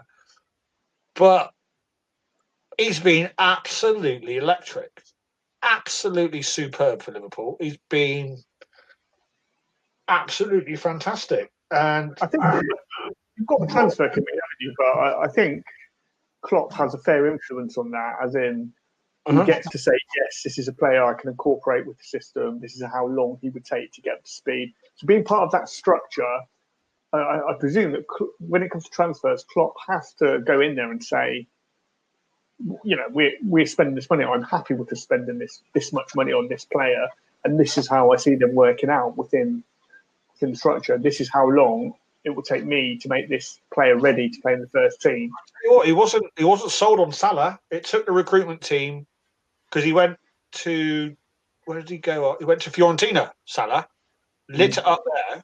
That's when our recruitment team said, you've got to look at this guy. And Klopp was like, And only when he started really doing it at Roma as well, our scouts are still watching him and banging on Klopp's door going, this guy is the real deal. And Klopp was like, and eventually he gave in, and the rest is history. So Klopp, he's not dictated to by the scouting department. He'll only get players in. He decided to sign Minamino, how he played against us. He admitted that himself. He said, wow, what a player. Whether that game against you. No, the first game where it really caused us problem. That's okay. All right, and the second game is when he scored that worldie. You knew about his release clause in that game. I wouldn't say we signed him, but that was when his agent met with us. Well, by the way, 7.5 million. I like Minamino. I think he'll come good, but I thought he would have done a bit more by now. But that was a wonderful finish against Crystal Palace. One touch, hit, bang, far corner. So there are signs he's getting there. Yeah. But the only black mark on Klopp's recruitment, and it's not really Klopp's recruitment, it's our owner's philosophy, the Moneyball thing, is to sign players with great potential, even with injury problems, who are a bit cheaper. And it's cost us this season. It really has cost us this season. Chiesa is out again. You had Oxlade out with 2 or 3 times. And the only thing I'd say is I hope we go away from that and actually just sign players who can put up with Klopp's way of playing football, which is obviously very demanding. Like David Moyes has got a fantastically simple recruitment policy. He's young, hungry footballers with a point to prove who fit in his system. It's fantastic. Yeah, from aspects it's very similar, and that can be a risky strategy sometimes when your injuries start piling up. As it is for Liverpool, like you said, if you're going to have that kind of system and play that kind of system, you need fit athletes all the time, don't you? Because injury-prone athletes don't really fit into that. So that's one thing Moyes did almost straight away, was farm out the injury-prone players, either on loan or he sold them. There wasn't many left, and so all of a sudden we've started this season and gone, hang on, why have all the other teams got loads of injuries and we've only got a couple? And that's pretty much it, because he's stuck with the players he knows aren't very likely to get injured. Well, I always think two injuries ahead. So and I still think we need no, don't get me wrong. Firmino's done brilliantly the last few weeks. He's actually started getting in the box a lot more. 1 hour 35 minutes. But that's praising. That's not moaning. That's praising. No, so it's 1 hour 35 until you mentioned That's not Bobby. what he's doing. He's actually getting into the box. Yeah. I never wanted him out of the team. I wanted him in the box where he should be, like a Calvin Lewin or someone like that, actually in the box, finishing these chances off. He wasn't there against West Brom. He was always wandering around CDM again. But then the next game, he's back at it. So I still think we need another actual number 9 striker to push Bobby, a young, hungry one from I don't care where, to be honest with you. So the transfer window's open now. Yeah, striker.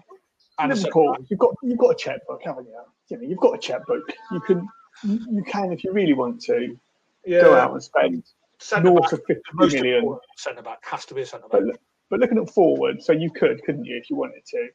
And you're saying if I was a Liverpool manager, I would buy a forward. Which forward would you buy for Liverpool? I would sell Divock Origi first. They don't have the money. To get Minamino. Yeah. Tell Minamino, come on, you got a chance here, right? So who are you going to buy? Mark Collett, Liverpool manager. The board have said. I like Callum Wilson. I really, really like Callum Wilson at Newcastle. I think he's a fantastic number 9. Your answer, Callum Wilson. What? Is that your final answer? No. You can phone a clock. No, I like Callum Wilson. I think he's fantastic. So you wouldn't sign Mbappe for Liverpool? Well, obviously would, and his contract's up soon. You never know. I don't know. The lad at Brentford scored 40 and 60s, so maybe get someone like that. I would love to give someone young and hungry who's scoring bucket loads of goals and lead the championship or whatever. Not as a first choice, but as a second choice. Come on, someone quick, someone electric, just who wants to wear the shirt and who wants to prove himself. Look genuinely interested, unlike Divock Origi at the moment. But the most pressing thing is centre back at the moment. It's not striker; it is actually centre back. Because temporary though, isn't it? You've got loads of good centre back, just all injured. The problem is as I say in the messenger, whenever we played, people are targeting these youngsters. They are targeted. West Brom targeted Nat Phillips, and before that, as soon as Reece Williams comes on, they're running off Reece Williams. So teams are targeting. Thing is though, say I'm a top centre back. Say I'm in the top 50 centre backs in Europe. Obviously, I'm not because I was never any good at centre back. But say that I am, and you've got your injury issues you've got at the moment, and then you come into buy me. I'm going to look at Liverpool and say, well, in a couple of months, they're going to have Virgil, they're going to have Matip, they're going to have Gomez back, plus these young lads that have been playing in the Premier League all season. Well, if you're at the top 50, for that. If you're in the top 50 centre backs in Europe, you'll guarantee you'll start above Gomez and Matip. So you're saying not just a centre back. You need to sign your partner for Virgil going forward. Yeah. Gomez is young and very young. He is young and he's raw, but in my opinion, I always think to great partnerships again, a bit like United, like Vidic and Ferdinand. If one gets injured, you've got the other one there. Bosh. But they're brilliant together, aren't they? Brilliant together. What you want. Virgil and Matip. I would love to see Virgil and Fabinho together. I think that would be phenomenal. I really think that. Declan Rice would be a pretty awesome centre back combo. It's natural role. Everything else, according to you. So why not?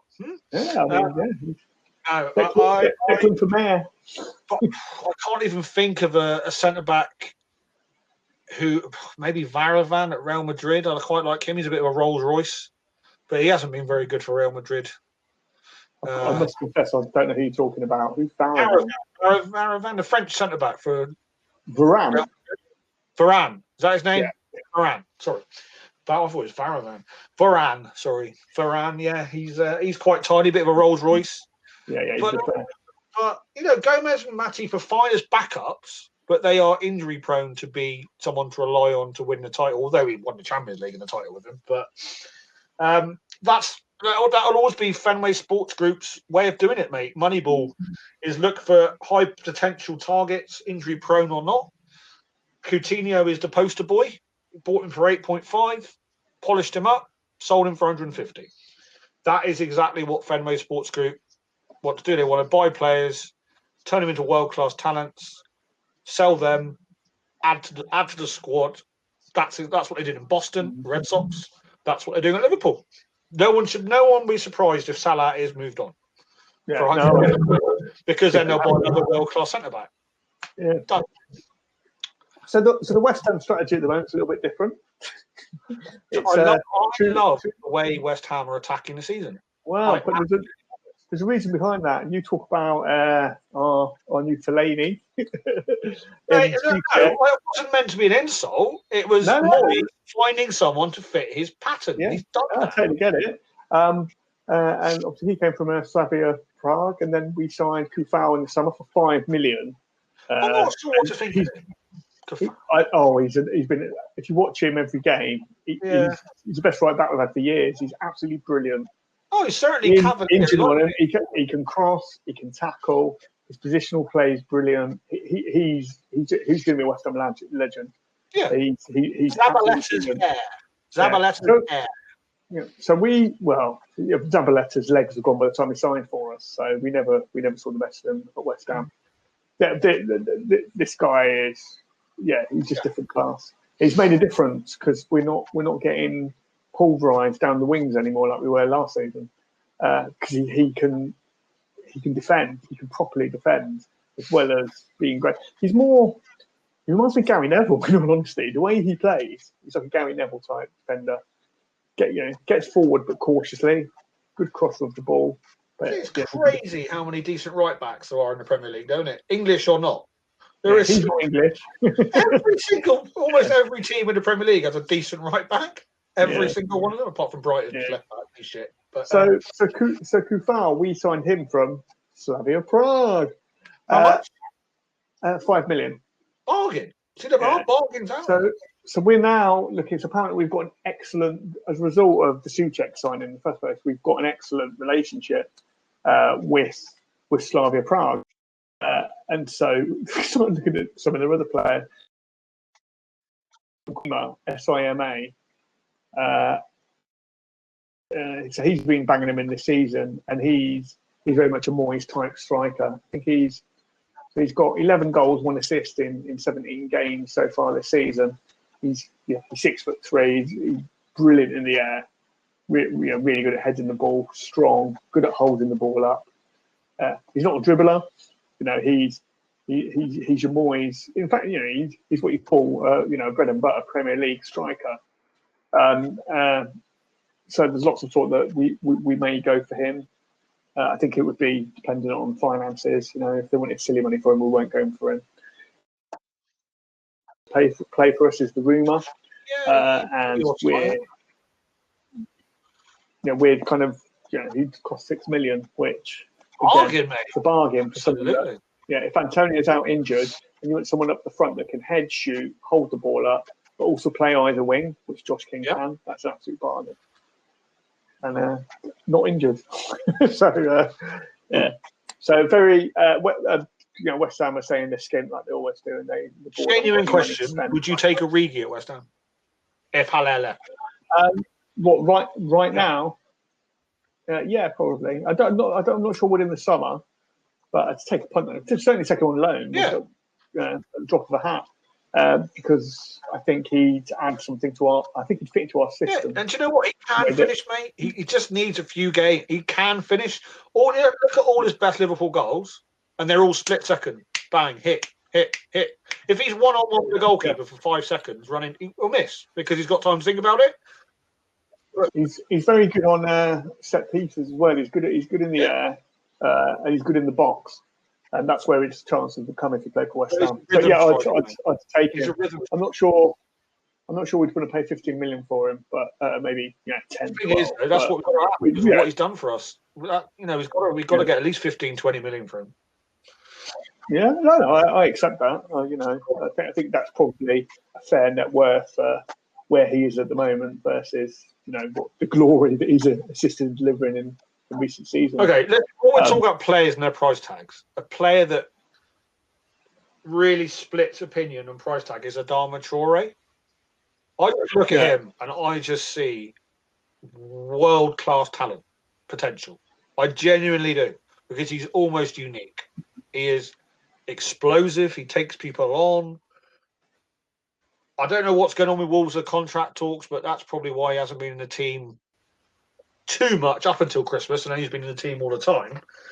But, I mean, for someone like... if we look at a bench and we see Origi or Adama Traore, I think it'd be a phenomenal signing for Liverpool. Yeah, he wouldn't start every game, but the impact he'd have... Defenders running out of Mane and Salah all day. Then they got Traore coming on. He could just cause absolute carnage. Yeah, maybe he just needs to be in a better team than the one he's in. I've been quite vocal that I don't really rate Wolves this season. I think they've lost their mojo. They play all right in some games, but I don't think they're the team they were. And Traore hasn't progressed. And we talk about potential, but he's 24 now. So you want to be... Now's the kind of age, with... Going back to older Rice Baby, he's 21. So thinking Rice in 3 years' time, what my expectations of him are very high. Yeah. Traore needs to be more consistent now. He's 24. He should be hitting his peak in the next 2 years. That's what you'd expect. He should be his absolute best, 26, 27. And maybe he needs to go to a better team to do that than what he's at the moment, because I'm underwhelmed by him this season. Yeah. I just... don't think he's... From a Liverpool fan, and I retweet and Liverpool, you won't really see a Liverpool fan that... But I just think if we offered Wolves Origi and 10 million, 15 million, Origi and 15 million, I think that would be a really good deal, because they're desperate for a centre-forward. And he doesn't start every game for Wolves.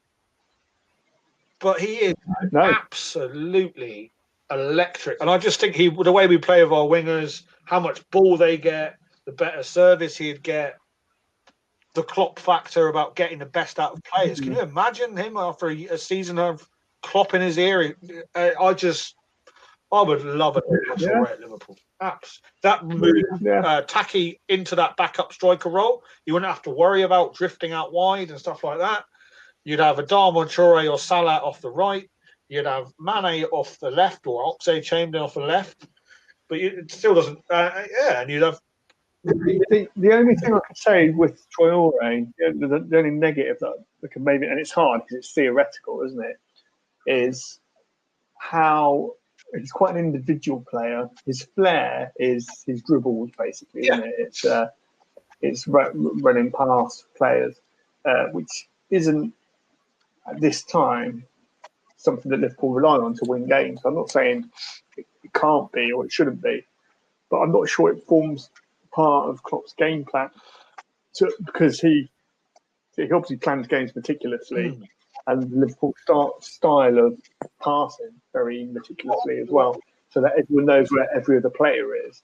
So where does Traore's chaos fit into that? Because I find Traore a bit like Antonio, not tall, but very, very powerful, and you don't know if he's going left or right or through you or over you. You just don't know what he's going to do. Why we need someone like that. At the moment, Klopp turns around to our bench and he doesn't see very much X factor. He doesn't see much pace. He doesn't see much raw pace or acceleration or power, as you've described, against deep-sitting 9 at the back defences. In our team, the way we play the quick switch from Robertson to Trent or Trent to Robertson, our wingers get the ball so quickly in space. I think Adama Traore would really add off the bench. Say if we're playing a West Brom with 9 in defence, if you just tell Adama, just have chalk on your boots, the ball will get to you.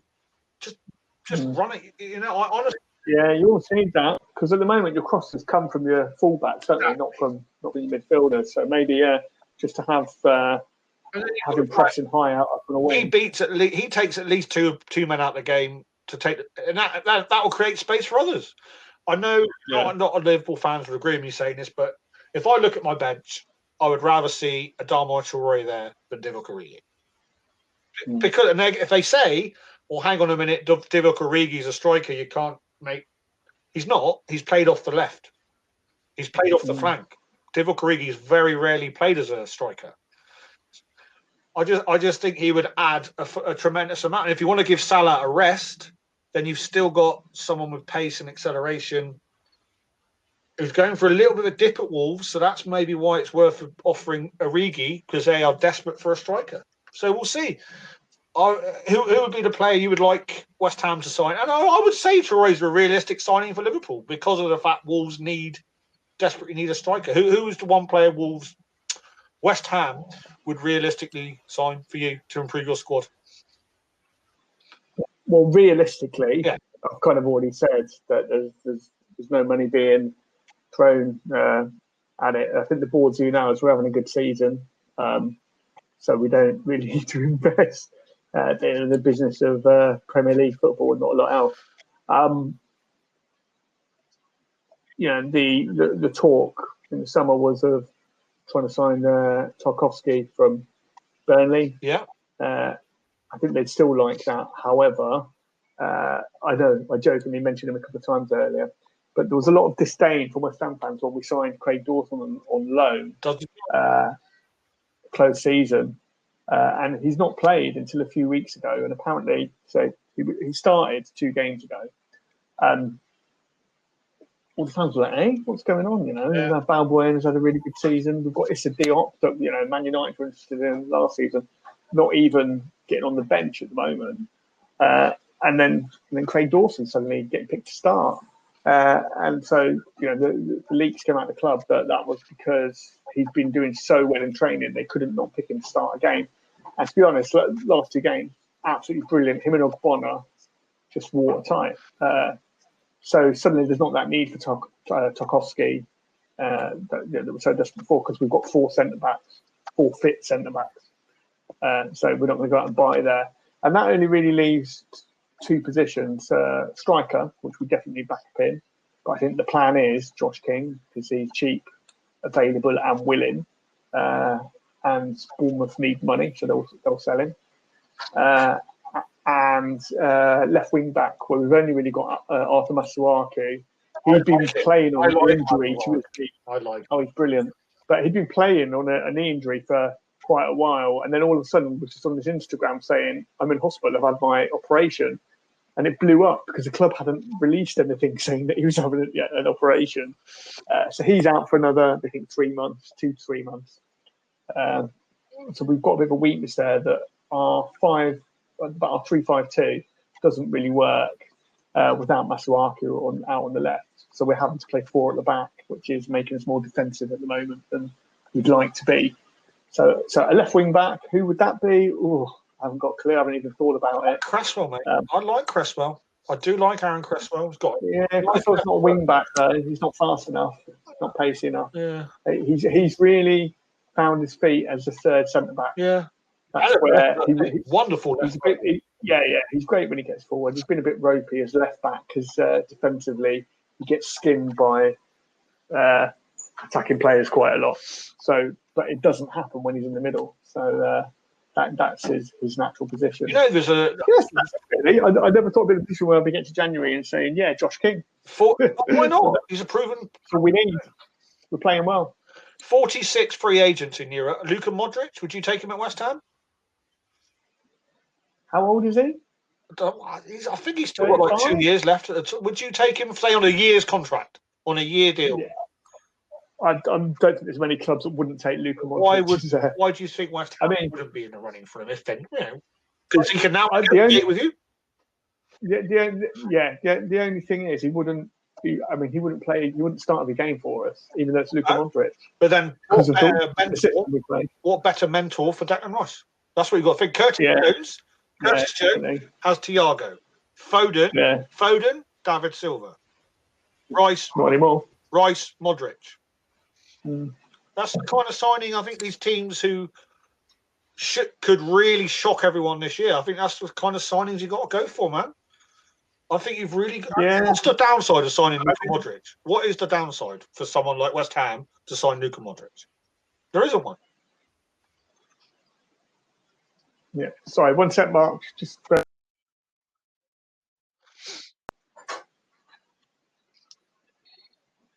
sorry, mate. That's all right, mate. So, yeah, I mean, wage bill would be the big one at our club. We're not there to afford to pay. Oh. How many shirts would you sell then? Probably sell quite well. I don't know because he's ex-Spurs, isn't he? He's a Spurs legend. Exactly. What better name to have on the back of a West Ham shirt than an ex-Spurs legend? There you go. You know. I don't know. Especially if he came to. Hang on, I want to get up a list of free agents this summer. There was a list up on Twitter, and I was like, "Geez, there's some players on there." I'll read some out to you. We've got 5 minutes. Yeah, okay. Before we start, I'll tell you who we've been linked with. Yeah. Graziano Pelle. He's a free agent. Isn't he the one who was at Southampton? He was all right. He was a bit like Giroud, wasn't he? He was good for a season or half a season. Out of contract footballers. So I don't know enough about Pele for where he's been playing or... China, isn't it? I'm sure he went to China on like 150 grand. He did, yeah. I don't know if he's been there the whole time or not. I'd take a note. I know there was a list somewhere. Someone had enough time on their hands to write a list. I can't bloody find it now. List. There's been a thing doing the rounds at West Ham about whether we'd take an Arnautovic back or not because the nature in which he left in. But David Silva, ex-Man City, Andy Carroll. What? Pedro, decent player. That's not right. Andy Carroll's got a contract with Newcastle. No, it's like a play-as-you-play one. It's not actually a long one. Okay. Shane Long, striker. Yeah, decent. Wouldn't take him. You wouldn't take Shane Long? No. I'd take David Silva. List of... Oh, here we go. Here we go. Right. Theo will... No, that's an old one. What are you talking about? No, I just... Why? I think you're being fed some false information here. I'll Google it. Someone made a nice big list on Twitter. I think we might run out of time. How long we got? Got 4 minutes yet. Out of contract players. Images. Right. No, you want to look at them as well, Mark. That works really well on a podcast format. Luis Felipe, Hakimi, Eric Bailly. Oh man, I don't know half these players are. But these aren't players that are out of contract now, are they? Yeah. Well, in January, so they can negotiate now. So Eric Bailly is out of contract. Apparently so. He's playing for them. Let's have a look here. Sergio Aguero. Never heard of him. David Alaba. Juan Bernat. He's quite good. Jerome Boateng. Oh my God, I can't even say that. Hakan Kalulugu of AC Milan. Edison Cavani. Memphis Depay. Contract runs out this summer. Lionel Messi. Di Maria. Julian Draxler. Donnarumma. AC Milan. Sergio Ramos. David Luiz. Wijnaldum. Messa Margera. Juan Mata. Messi, as you said. Malik. Napoli. Decent. Mkhitaryan. Modric. Yeah, no, I wouldn't take any of them. Sergio Ramos. Rojo. Rose. See, you wouldn't take Vasquez at Real Madrid. I wouldn't take any of them. Yeah, you go Costa. I'd take him. Oh, yeah. That's a West Ham signing. The fans would just love it being a bastard, wouldn't they? They would love it. That's what you want. Or do you want to do your thanks for joining us bit? Because we've got about a minute to go. Thanks for introducing me. Thanks for joining us, Ben. So thanks for joining us tonight. This is Alex. Farewell. Good night. Did you watch Sound of Music as well this week, Mark? No. Oh, it's just me letting my little secrets out, isn't it? Would you like me to say it or not? Yes. Go. Right. Just don't need the musical backing track to do it. Oh, okay, fine. So we have been the football gurus. Carry on. So thanks for joining us tonight. Some great guests, Martin, Dan, and Ralph. So thanks for coming on, guys. As ever, the pod is available on YouTube, Get Vocal, and Podbean. For those of you on the move, we're here every Sunday, so please subscribe on Get Vocal if you want to come and join us and talk about your team. We'll be happy to put some challenging points your way. So thanks for listening this week, and we'll be back same time next Sunday, 8 o'clock. Bye for now. Oh, this is when it